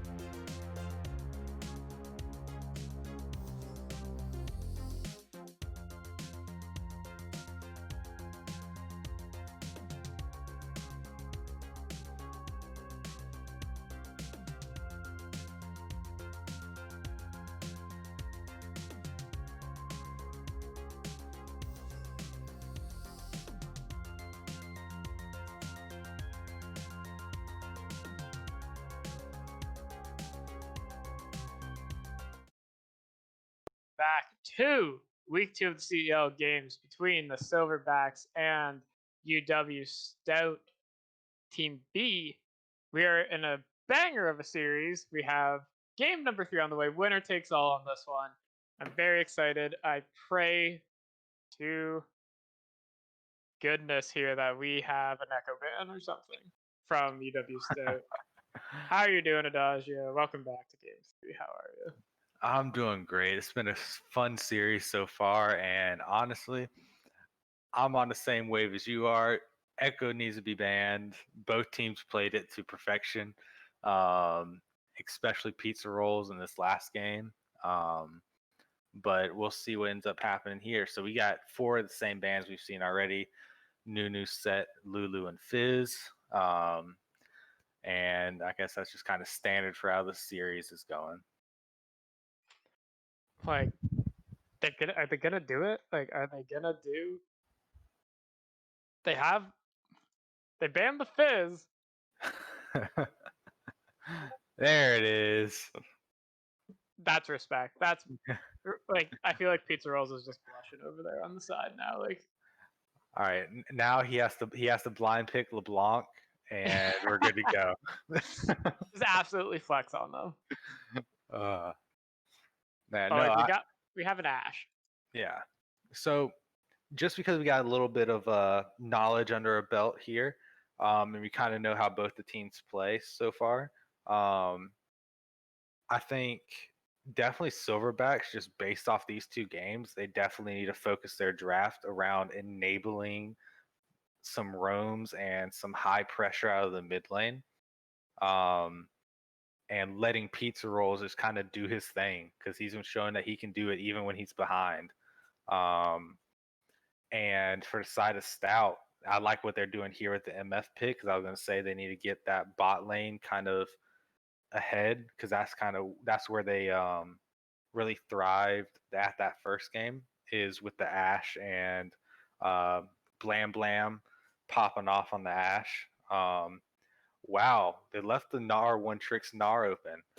Yeah, it's interesting. They got a lot of like I think that they're gonna try to save Pizza Rolls pick because they see that like he's just like on fire right now. He is gonna be playing something new though because Fizz and Echo are gone. Mm-hmm. So it's gonna be interesting to see what he can play. Obviously, mid lane. So there's like carry picks, assassin picks, burst mage picks that he can play. Popular ones that are like still open that are like played professionally that are like pretty good are like Oriana, Syndra still both open. I basically just don't want to see a tank on Pizza Rolls. Yeah, and like honestly, I think we do, just way it's been going is put him on an assassin, let him kill things. Yeah, I Uh, agree. We're seeing like we've seen so many different like colors from UW Stout over here. They got MF and Heckram on this game. I like the Heckram pick a lot because, in my opinion, it's kind of just like better Olaf. They both do the exact same thing. They let's go fast and then run at the ADC. mm-hmm. So I'm excited to see that. I feel like we're gonna have 2 top lane bans from the side of Silverbacks because I feel like it's gonna be Fiora and I forget who the other one they did last time. I think it was Darius. I don't remember, but they banned out 2 top lanes last time. But They there's a banned out LeBlanc. the LeBlanc, really? Interesting, interesting. I want to see what they have. So because UW Stout's gonna potentially have counter pick saved for mid Mm-hmm. because unless they want to like pick a Zoe and Oriana, Syndra, like something here, then like they're most likely gonna have a counter pick saved. So they're Yeah, gonna have their solo lanes here though, and they know that they see a Gnar. I like the Ornn pick. I I like do the like Ornn the pick. Ornn pick, but that's a test of patience for I believe it's Spades on. I believe it's Spades over there on the side of UW Stout. So like that is Mhm. going to be a lovely test of patience for him. Oh yeah, But it's not going to be a fun early game for him. yeah, and then like if you can survive, like if you can get not chunked out by the Qs in the Gnar range, then you can definitely live. Mm-hmm. Um, Diana's open too. Diana's a good pick. I'm not sure what Pizza Rolls' pick is. That's a Karma. Hopefully, that's a support Karma. I will shed all the tears that I have if that's Karma mid. Um, and also I do like the Karma, especially obviously more so on the support side. Um, but just so you get speed boost for the Gnar or the Olaf just to get into the fight. Ooh. That's a Talia. Oh, Adagio. You said Talia. It's Talia. Talia. My fault. Talia. I don't actually care, but like, it's gonna be really confusing if someone's listening to this game and they're like, Talia? Talia? Um, that is a very different play style than what we're used to seeing. I need to find out Talia's about. I want to see an Ivern. I want to see an Ivern. There we go. He locks in the Zill pickle. Um, it's gonna be interesting. I like it. I like it a lot. We see this comp a lot, and sometimes in like professional games, something like a Zillion Hecarim, and the issue that often arises is uh, that you speed up the Hecarim, and then he usually like uses Ghost and W, so he speeds up, but then he's too fast and like too ahead of your team. Hmm. So it'll be interesting to see like how they can do this. But I actually like UW Stout's comp just by looking at it. I'll need a second look, but Yeah, no, and that is an issue with the Hecarim, but I do think MF kind of helps negate that with her R. If you can get a good ult off and kind of slow and fear everyone with Hecarim, and then you get a good R with the MF through positioning, you have a very strong team fight with the Ornhorn to boot. Um, they have a very strong team fight on the side of Stout, which I think has always kind of been their kind of identity at this point. At least what we've been watching. Um, but I'm gonna have to take a second look on the picks for which one call it Silverbacks real quick. Talia was definitely not the pick I was expecting. Yeah, I honestly, I was feeling another AP assassin. Um, Like, yeah, that's what I was hoping for too. Like, I was thinking like something like like even Rise would have worked for me. and I Talia think was at like the bottom of my barrel. Not saying that it's bad. It's just like champions that like I was not expecting a Talia. yeah, I agree. And honestly, I have two ways I feel about I'm thinking about this right now. First way is obviously the MF is the person you want to kill on the side of Stout and LeBlanc, even though they banned it, would have been perfect because she won't get locked down by CC just because of her mobility. You just double double W in onto the MF, pop her and W back out or RW back out, and you're good to go. But at the same time, I feel like Talia is going to have a whole lot of pressure in this mid lane, especially early onto the Zillion, because the Zillion is just not going to be able to keep up with the wave clear of the Talia. Oh yeah, Um, especially early with like before Zillion has items, he's not going to be able to like he's not going to be able to clear the wave at all. mhm. But it's like peak game 3. I'm excited. I know we're still doing the champs. I'm gonna save it for when we get the game set for like optimal hype. Like my little news, like the news that we have going on here. Like, oh, I'm excited though. Um, I kept saying threaded volley for for Ash, like in the middle of the game, and it's funny because that's actually what Talia's Q is. So I just get all my names mixed up. I'm on top of it. We know what I'm talking about. I also got Zillion Echoes mixed up because it's actually Zillion's ultimate. That's called Chrono Shift. Hey, And it happens. I really hope because I'm looking it up right now. I'm looking up Echoes. I want to know if it's Chrono. It's Chrono Break. Okay, that Okay. makes me. It's not like just like rewind time or something like that. Like they're the same. They literally do the same thing. Oh yeah. One brings back. It's fine. We're all fine. Close Yeah. enough. Um, Um, but no, Fun fact. Fun fact before I get into the game though. Nar's ultimate is called Nar. um, yeah. So I think both teams actually have very strong team fight capabilities. I think Stout obviously has a little bit stronger of a team fight, um, Hmm. just because of the Ornhorn, the Hecarim, the Zillion ult, and the MF ult. They definitely have more of your standard team fight. They can play front to back. They can engage from half a mile away. Um, but at the same time, Silverback is going to be quick boys. They're going to be running all over the map. they can engage from. They could be half a mile away, but they'll be up on top of you in about 2 seconds. I think you have those teams mixed up. Actually, I believe it is Pizza Rolls on Silverbacks. I'm pretty sure, and Yeah. then Stout will have the speedy boys with the Heckram Zillion. Oh, for sure. Yeah, that's true too. Oh, were you saying? Were you saying because of the karma, like the karma Yeah, speed up? the Oh, and Olaf goes ghost. I'm pretty sure. yeah. He Uh, can. We'll see. Because I think that's a user preference. yeah. Well, I think he went ghost last game. Oh Um, yeah, so yeah, because he went the Wukong ghost. So mm, like, yeah, you're right. It is expected. Sorry, you said like, oh, he's going Speedy Boys. I'm like, yeah, there's a Zillion Heckram on one team. He has to be speaking of the wrong team, right? no, for sure. Both teams are speedy boys.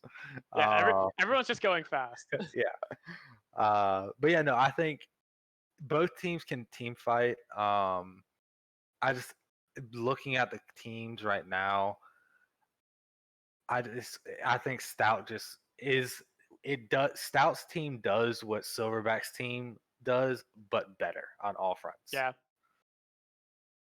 Um, so that's just kind of how I the way I see the game going, unless Pizza Rolls just pops off again. personally, okay. We have 1 minute left. I want your prediction based on draft alone. Who do you think's gonna win this at Agio? Mm, I think that Stout's gonna win, and they're gonna win through um, Hecarim focus on the bot side, and they're just not going to be able to stop the. They're not going. Silverback's just not going to be able to disengage well enough um, off of UW Stout, and once 2 items hit in the mid game, Stout's just going to roll through. That's my Yes, prediction. I will side with you. I almost definitely agree that Stout. I think Stouts has the win in my opinion, just based on draft. Just because in my opinion, I see that Stout is the exact same team as Silverbacks, has the exact same draft, but Stouts is just a lot easier to execute. I Agreed. think the Talia, like I think the side of Silverbacks has a good draft. I think the issue is I think the execution like baseline is much higher. Yeah, and I think it's going to come down to Talia's wall and if she can get ahead. So if she can get a good wall off in the middle of a team fight and get onto the or not the Ash, the MF, or help the Olaf stick onto the MF or something. Yeah. That's what this team fight's going to come down to. Whew. Spades brought Ignite on the Ornn. He has an unsealed spellbook, but like you want Ignite. Yeah. Like that's interesting. I'm excited to see that. Obviously, you were Infinite Blade did bring the Ghost on the Olaf. I think he'd bring it on every single jungle champion. At this point, I'm inclined to agree with you. Because like that's what he did the first. He did it with who was it? He did it with Wukong. That was the interesting one. Yeah, and I definitely wasn't expecting him to pull out a Ghost on a Wukong. That's just not. Oh, there's a flash forward death sentence. Why is Infinite Blade third death? He doesn't have flash. He has Ghost. Wait, and he blew it. Why did he blow Ghost? Wait, so much just happened. Wow. That's not the level 1 shenanigans I like to see. And I mean, Stout recognized it. They said, we got this Olaf caught out in the mid lane, and they executed. Now, I didn't quite catch who the kill went on to, so it went on to the Hecarim. Yeah, it went on to the Hecarim. That's not bad, especially to get him off the ground. That 300 extra gold or 400 extra gold helps him onto his jungle item. So yeah, he gets the Hunter's Machete off. And even though sometimes with Hecarim you see, but you'll see is you'll see him just rest Triforce and not finish his jungle item. It's really nice to have both the Hunter's Machete and the Hunter's Talisman, like yeah, for your first play. Like that is gonna help him a large amount. Oh, my brain is stuck. Why did Infinite Blades go mid? Like he just showed mid. Like that was. I didn't expect them to get the kill, but like, cause like once I saw the death sentence, I'm like, okay, well he's just gonna flash. But then he brought Ghost. mm-hmm. So what I'm actually just based off that, right, or this little 10 seconds right here, I actually think that they're gonna struggle bot side on Stout just a little bit, just because Karma and Ash are gonna poke so hard. And Hecarim really does need to kind of give a lot of focus to that bot side. Because I think if he can enable them, Ash will kind of be the definitely the main carry of this comp. And if you can shut her down and enable your MF early, it's free chicken from there on out. Free chicken. I like it. Well, we're gonna obviously have to see who it is, but I definitely agree with you. I think Vision Lord and Hawaii are definitely gonna be able to just like on the poking bus on this one. And it looks like Mr. Unholy Bus is actually going in on him. Wait, he knows he has no Ghost. Ghost has already popped the Mr. Unholy Bus, but you don't win a trade against an Olaf. Like no matter, even if you did get first blood, he is too strong early game. Yeah, no, this is Q resets. It's just ridiculously strong early game. Then the Conqueror proc, and then he has like his passive where he gets more attack speed when he's low. So he's so good low. Infinite Blades is coming in. Spades does have flash. You're just gonna use the Searing Charge away. Snizbone here is just gonna get some damage. They're just gonna chunk him down. Just say, get out of the lane. You don't have TP yet either, so. Yeah, no, that's honestly they may have made up some of that pressure from the first blood right there. Oh my lord, that's a lot of damage. Very good amount of damage. That was a great seismic shove. Flash forward with Ignite. Guess has to build the class of Chewy Low there. Chewy Low does have TP if you need the back, but the wave is coming in, so it's going to be interesting. That was Talia's early game damage, or Talia's early game damage with the seismic shove and her W is just. It's actually the hop in. Spades is not in a good spot here. Here comes the kite back from Snizbone. He's ignited, but I think he just gets the kill. And I would say what should be the proper first blood would go over to Snizbone there. But sadly, it did go over. Not sadly, it did go over to Mr. Unholy Bus to start the game. Yeah, but that was very good play. He liked how he used the hop. He used the hop to get on the other side, and then literally it was just pushing a barrel from there. Yeah, he just caught it backwards, and you know what? That happens. You get chunked out, and you have a Gnar who can stick onto you. It's just that's how it's gonna end up happening. But oh, that was a really good attempt. Here comes to make it range. Wait, you're not in a good spot, buddy. He's ignited. Don't blow any of your sums. Blowing the flash heal. He did it anyways towards the enemy tower for some reason. He's going down. Then we got Snizbone here. Blam Blam 100's going down. There's the play. He's ignited, so he should be going down to that burn soon. There goes Snizbone going down. It's a 2v2. There's the death sentence onto the Karma. Karma's going down. Vision Lord. Now it's a 1v2. And even if you're Olaf early game, you don't win that. And I don't know if you picked up on it. That was a solo kill in the mid lane for the Talia onto the Zillion. Oh, pizza rolls! You surprise me every day, and I just met you. He's doing his thing, man. He is just doing pizza roll things. That's a 4 assist MF right now. That's a bounty on the threat for Cody Alcatraz. Oh, wow. That was a lot right there. Mm-hmm. For sure. Like, for sure. Heckrum's 2-0-2 too, and that's exactly what you want to see. So, like, right now, even though the gold lead's only 600, I think that's a good, early game for UW still. Like, I think that's almost exactly what you wanted. Absolutely. Just enabling that bot side, man. And getting some kills and some gold down there. But, yeah, no, they got some gold in the top lane for Snizbone. He has 2 kills, if I'm not mistaken. Or he has 1 kill, 1 assist, my fault. Karma got the kill bot side when he was there. And then the solo kill on the Talia. So here comes the flash forward. Death Sentence hits on the play, and he's going down again. Oh, just not a lovely performance. There was a TP completed. Oh, that was on the side of UW Snowd, actually truly low, just for the extra reinforcement. Should be a free drag over to the side of UW Snowd. First drag, not the most important, but when you have two scaling teams, that is, it is kind of what you want. You might want to secure those so that it's easier for you in the later game to get the soul. Yeah, for sure. And it's again Mountain Drake first drag, and again, like we were mentioning in the pregame, Stout's team does what Silverback's team is just a little bit better, and having that extra MR and that extra armor is just going to help out that much more. There's this, like, man, Cody Alcatraz is actually just playing absolutely brilliant right now. Like, he's been very comfortable, like, flashing forward to get those death sentences. Yeah. And, like, they're absolutely punishing Fly. There's the chain going down, but, like, you got the Thresh Lantern shield. He hits the play. That could be going down. There's the double up. Not like looks like we're gonna complete that fight. There's the brittle proc. He has the Ornhorn. He's popping it. Snizbone's almost on Meganar. He misses the Ornhorn.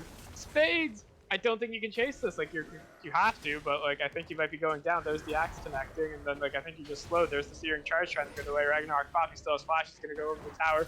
Oh, Infinite Blades! Don't you dare try to go under that tower. He thought about it. He thought about it. Oh, almost quick play. Here comes the Rampage. That's a dead Karma. Oh my lord. That was a lot. Okay. Oh my goodness. There's a lot going on. Very bloody game. It looks like Fly is just not having the time of his life right now. Absolutely not. And we have now reached a point where we have more kills than the time or of minutes have been in the game. Again.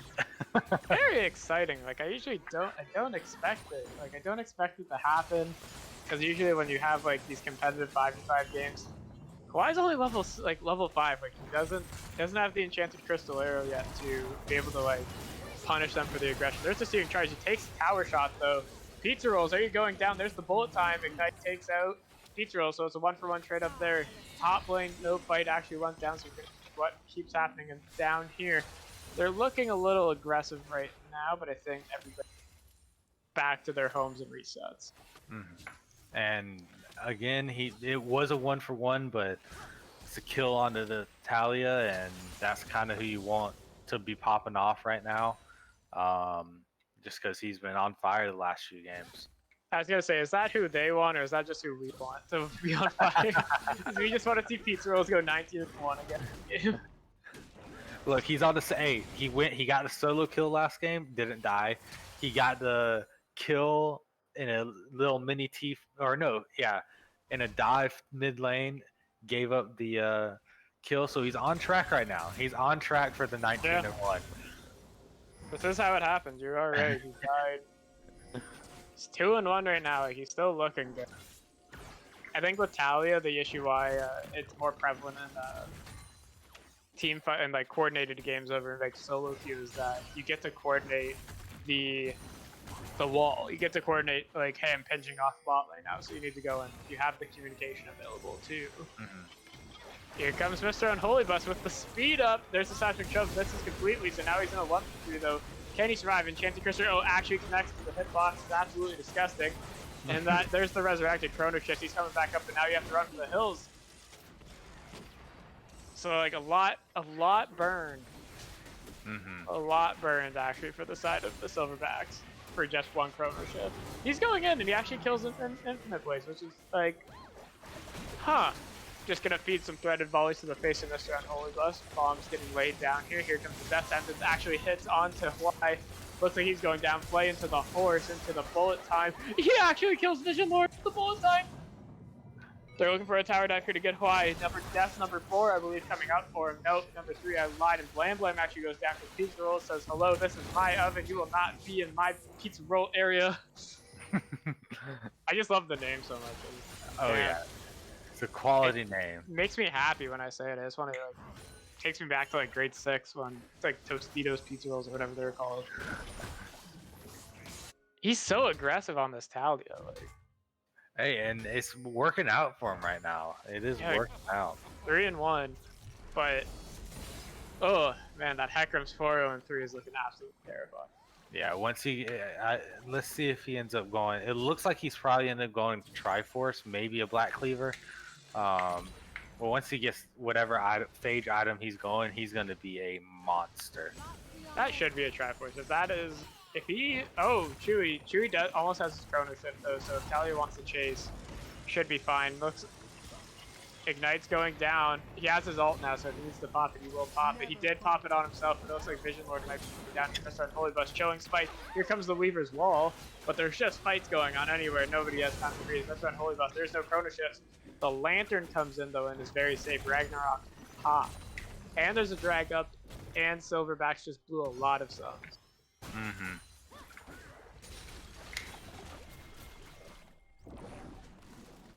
They're dropping Rift though, so they want to set up a distraction. It's like Yeah, I don't think any the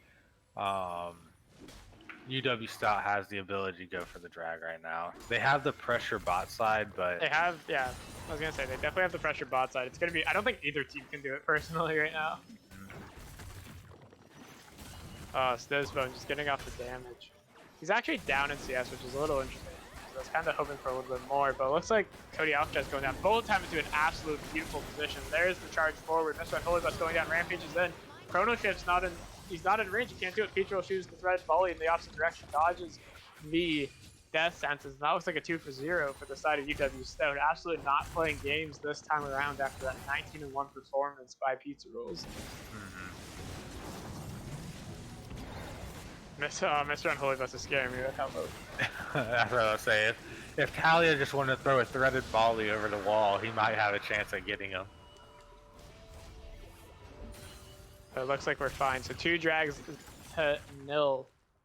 What's the soul we have? Ocean. So we get a nice calming, relaxing. It might not be so calming for like the Silverbacks, but it helps me breathe. Just calms me down. Every time I get the Ocean Soul, it's like, whew. I do like the change of scenery. The Ocean Soul is pretty. It doesn't destroy anything. Like when you get the Infernal Soul, it's just like burns all your bush and stuff. Karma's just abandoned Hawaii at this point. It looks like he's just trying to roams. Like he's in the top half. He's a whole lane apart away from his jungle now. I mean, not from his jungle, from his ADC. It looks like they had a little bit of vision on him, but he'll be getting out free for now. Oh, this is too close. It's quiet. It's quiet for one of these games right now. Yeah, I'm not used to it. Yeah, I'm not expecting. I'm just taking it. It's because the Ocean Soul, the Ocean Dragon environment changed. Everyone was just like, oh, maybe we should breathe. Just take a breather. Oh, excuse me. I'm almost out of breath. Like having to talk this much during it. There's just so much fighting. These guys. It's so interesting. Oh no! Why no? There's the make it rain. There's the play. I think he used the death sense already, but the bullet time's definitely gonna take him out. Blam blam on Hunt. Hits the blam blam on Fly. Here comes Snizbo, Cody Alcatraz. I think he has his bounty still. Who are they gonna give it to? Please don't give it to the Karma. Good shutdown over for a Nar. So I think that's a 600 gold bounty that he gets in total for that kill. Yeah, that's honestly, even though Nar's not what you think of as a typical carry, even if he is going tank, he still does a lot of damage. Especially if you're gonna want to have him in the side lane. So I want to know like Nar's path changes depending on his like what is the item. Like he almost always builds Spot Cleaver, but like is the second item gonna be a tank item or is it gonna be like a frozen mallet? And then that usually decides. Here comes the Ornhorn though. We might have a fight. Ornhorn whiffs completely, but it looks like there's the Rampage just hitting Snizbone on the side. He's nowhere near the Meganar yet, so he might be going down. Big shield coming through though, but Meganar's not coming through. The Ignite's down, and there's the Seismic Shove, and not what we want to see. There's the Seismic Shove. I might have misspoken too soon. Vision Lord actually gets the kill on the Spades.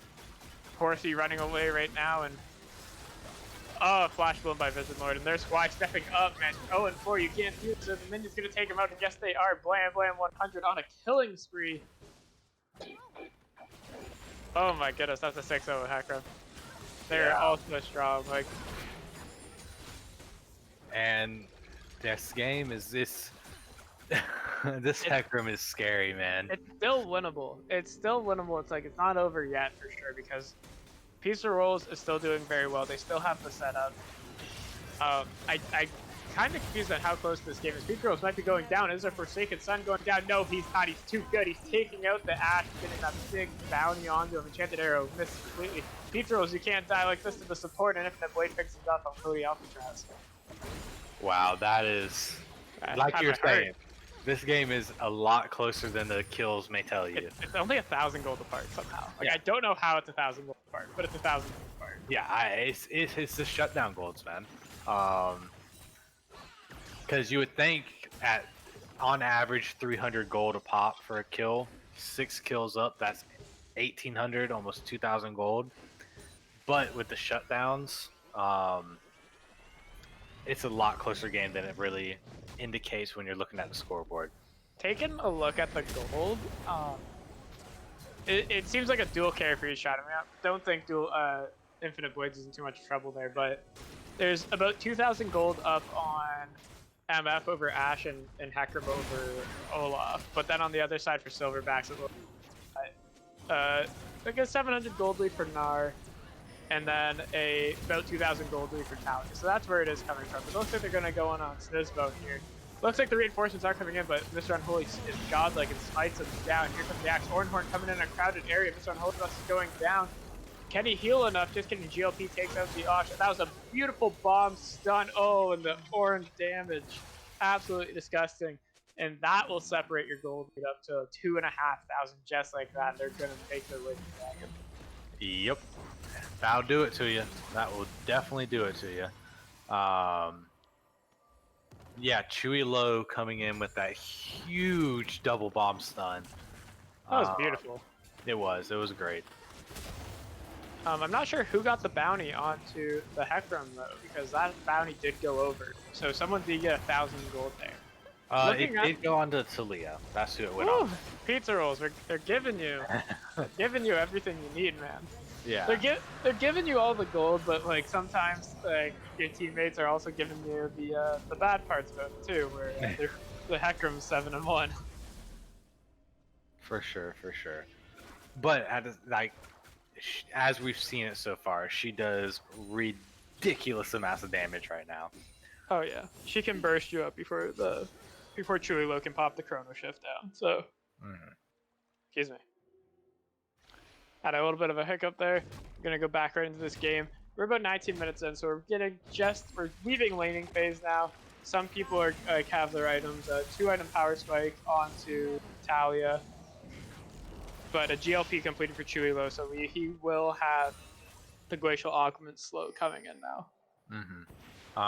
And just pointing it out real quick, there is a soul point up for Stout, so in about 3.5 minutes or so, we are going to be definitely seeing some setup and a team fight coming in for that last dragon, because you don't want to give that up here. Oh, definitely not. I like, somehow I know it's all on pizza rolls and Snowsbone doing a lot of like what's making these team fights close for Silverback. Here comes the Ornhorn though, but they're going right back into oh, it wasn't that close of a corridor as I thought it was. Mr. Unholy Bus is slain. There goes the bullet time. He's still alive. Chrono Shift goes down, so he's alive. So this is absolutely perfect for what you want to see. There's the 5-man Gnar ulti, but you got a follow-up though. Like, it was worth in time. Talia, where are you? Way back there. He's chilling. That's a scary amount of damage that I don't like seeing, but pizza rolls.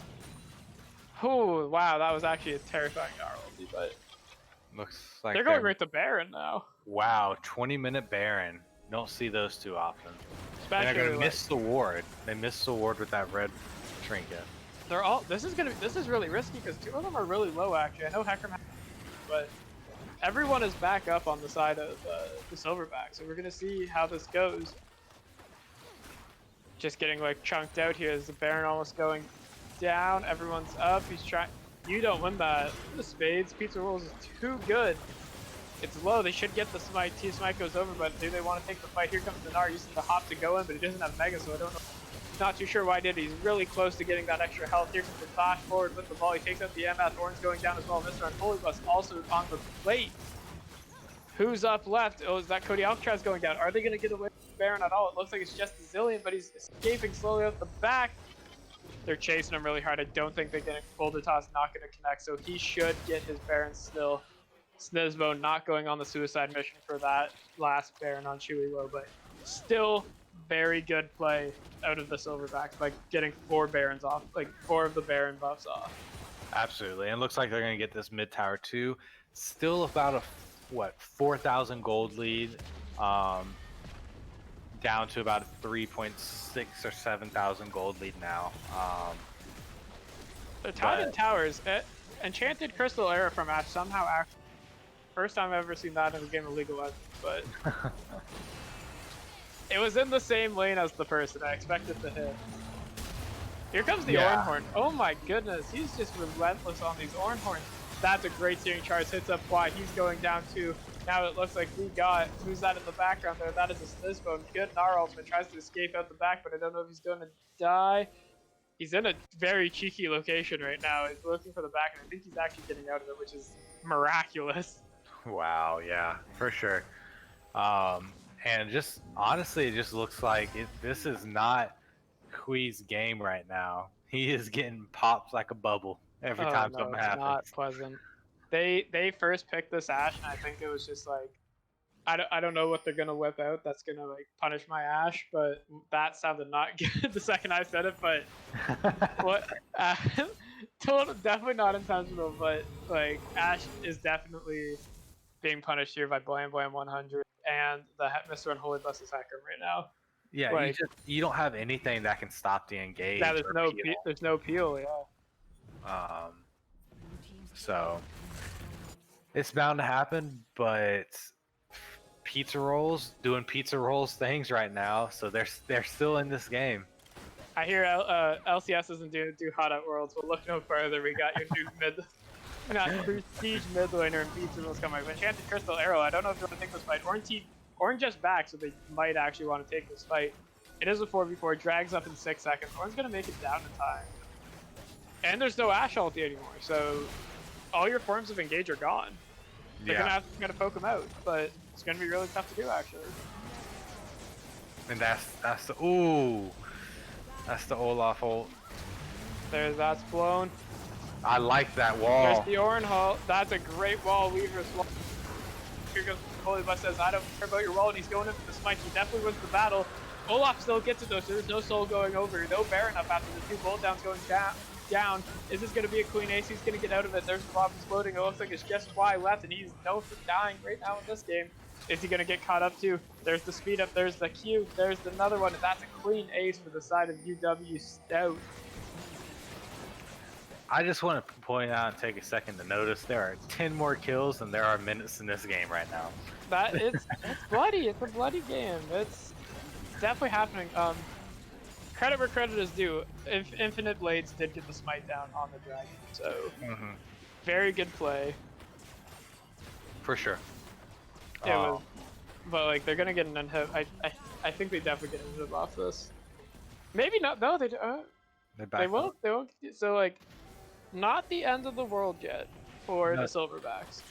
No, it's about an 8,000 gold lead. It's a lot of gold.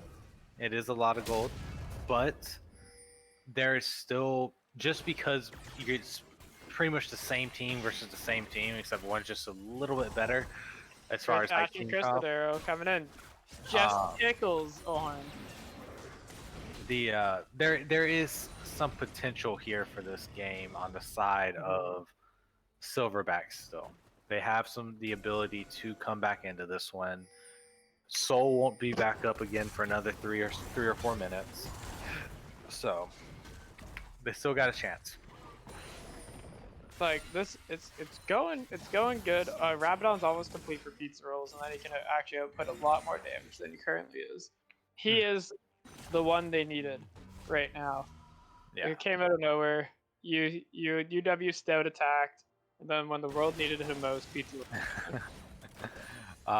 And just looking at items right now, there is not a whole lot of magic resist on the side of Stout right now. They have 1 Spirit Visage and Spirit Bone. Oh, okay. Phew, I forgot he could do that. Okay. So Pizza Rolls he's not going to have anything hindering his damage for a while.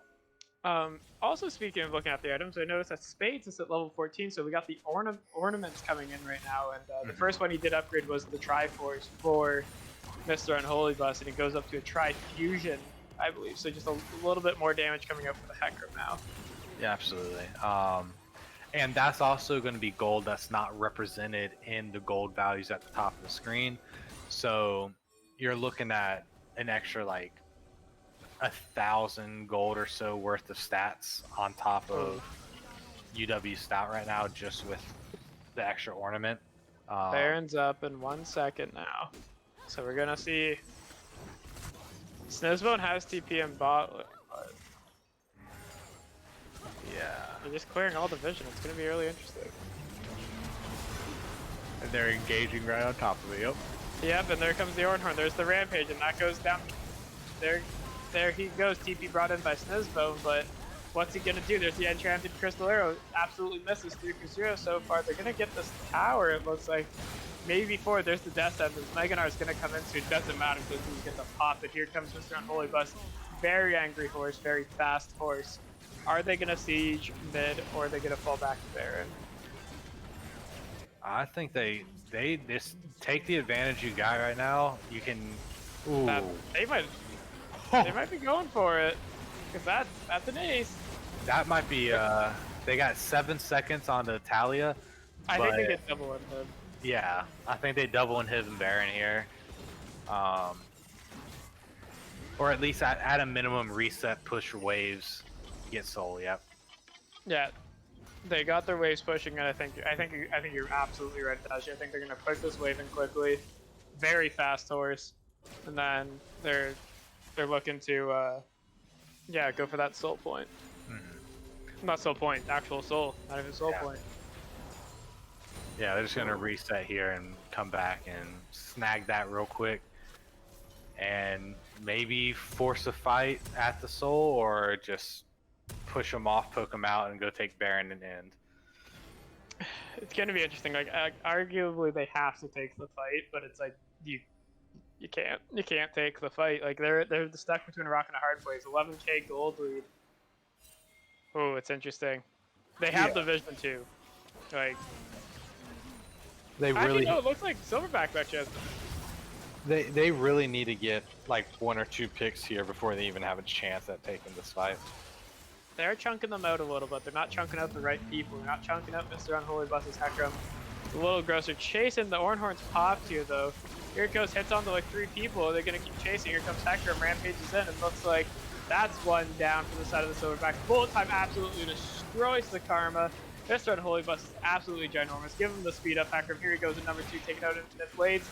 Oh, there's the shield. Chrono Shift goes down. Completely forgot about that spell being used. They're gonna chase him though, but is he gonna run out of time? He's still alive. Triumph pops, so he gets a little bit of extra health. That bomb's not gonna take him because he's on its own team. They're chasing pizza rolls. They get the flay. Are they gonna get the slowdown though? Mr. Unholy Bus grabs him. That's a queen ace. They're gonna run it. They're gonna go down. They say we don't even need soul to end. Mr. Unholy Bus looks straight in the face of pizza rolls. Says, "You go 19-1. Well, I'll do you better. I go 17-2 and 13." UW Stout Team B wins the last game of week 2 for the CEL games, and what a series it was. That was a great series. Great games on both teams' parts. That was a 100 kill series. Like, that was a 54. Like, those last 2 games combined for over 100 kills. Yeah, they did. That's insane. Looks like solo queue out here. Oh my goodness. But no, hey, again, great games by both teams. And I couldn't ask for a better series to start the week off, or end the week, I guess. Yeah, that was a great series. Yeah, it's our first game of the week, but it's the CEL's last game of week 2. We will be back on week 3. We'll be starting on Thursday, where we have 2 teams of Muwu and I believe it's the UW Stout Team A actually facing on Thursday. I believe at the same time, 8 o'clock EST, because that's from where I'm from. So I don't know where it is for anyone else, but it's 8 p.m. EST for me. As you can see on screen now, we have the CEL Week 2 games. Teams that won are highlighted with their color. Teams that lost are grayscaled. So we got New Age Esports beat U Stout Team A. We got Muwu actually beat U. So, and the game that was today that wasn't casted was between Helix beat IG, and the game we just obviously casted would be UW Stout Team B taking an absolute banger of a series to Silverbacks and winning this game. For sure. Out of breath. Okay. Like, I just want to thank everyone for being here. Thanks for finishing week 2. All 23 viewers currently. Thank you. Can't do this without you. See you guys in a couple days' time. Great game to all the players, and great series to all the players as well. Pizza Roll has gained a new fandom of players, a new fandom of fans behind them. Pizza rolls, pizza Pizza rolls. Rolls. We shall see you next or Thursday because it's not next week. Week 3 Thursday. Everyone have a good night. Yeah. Thank you.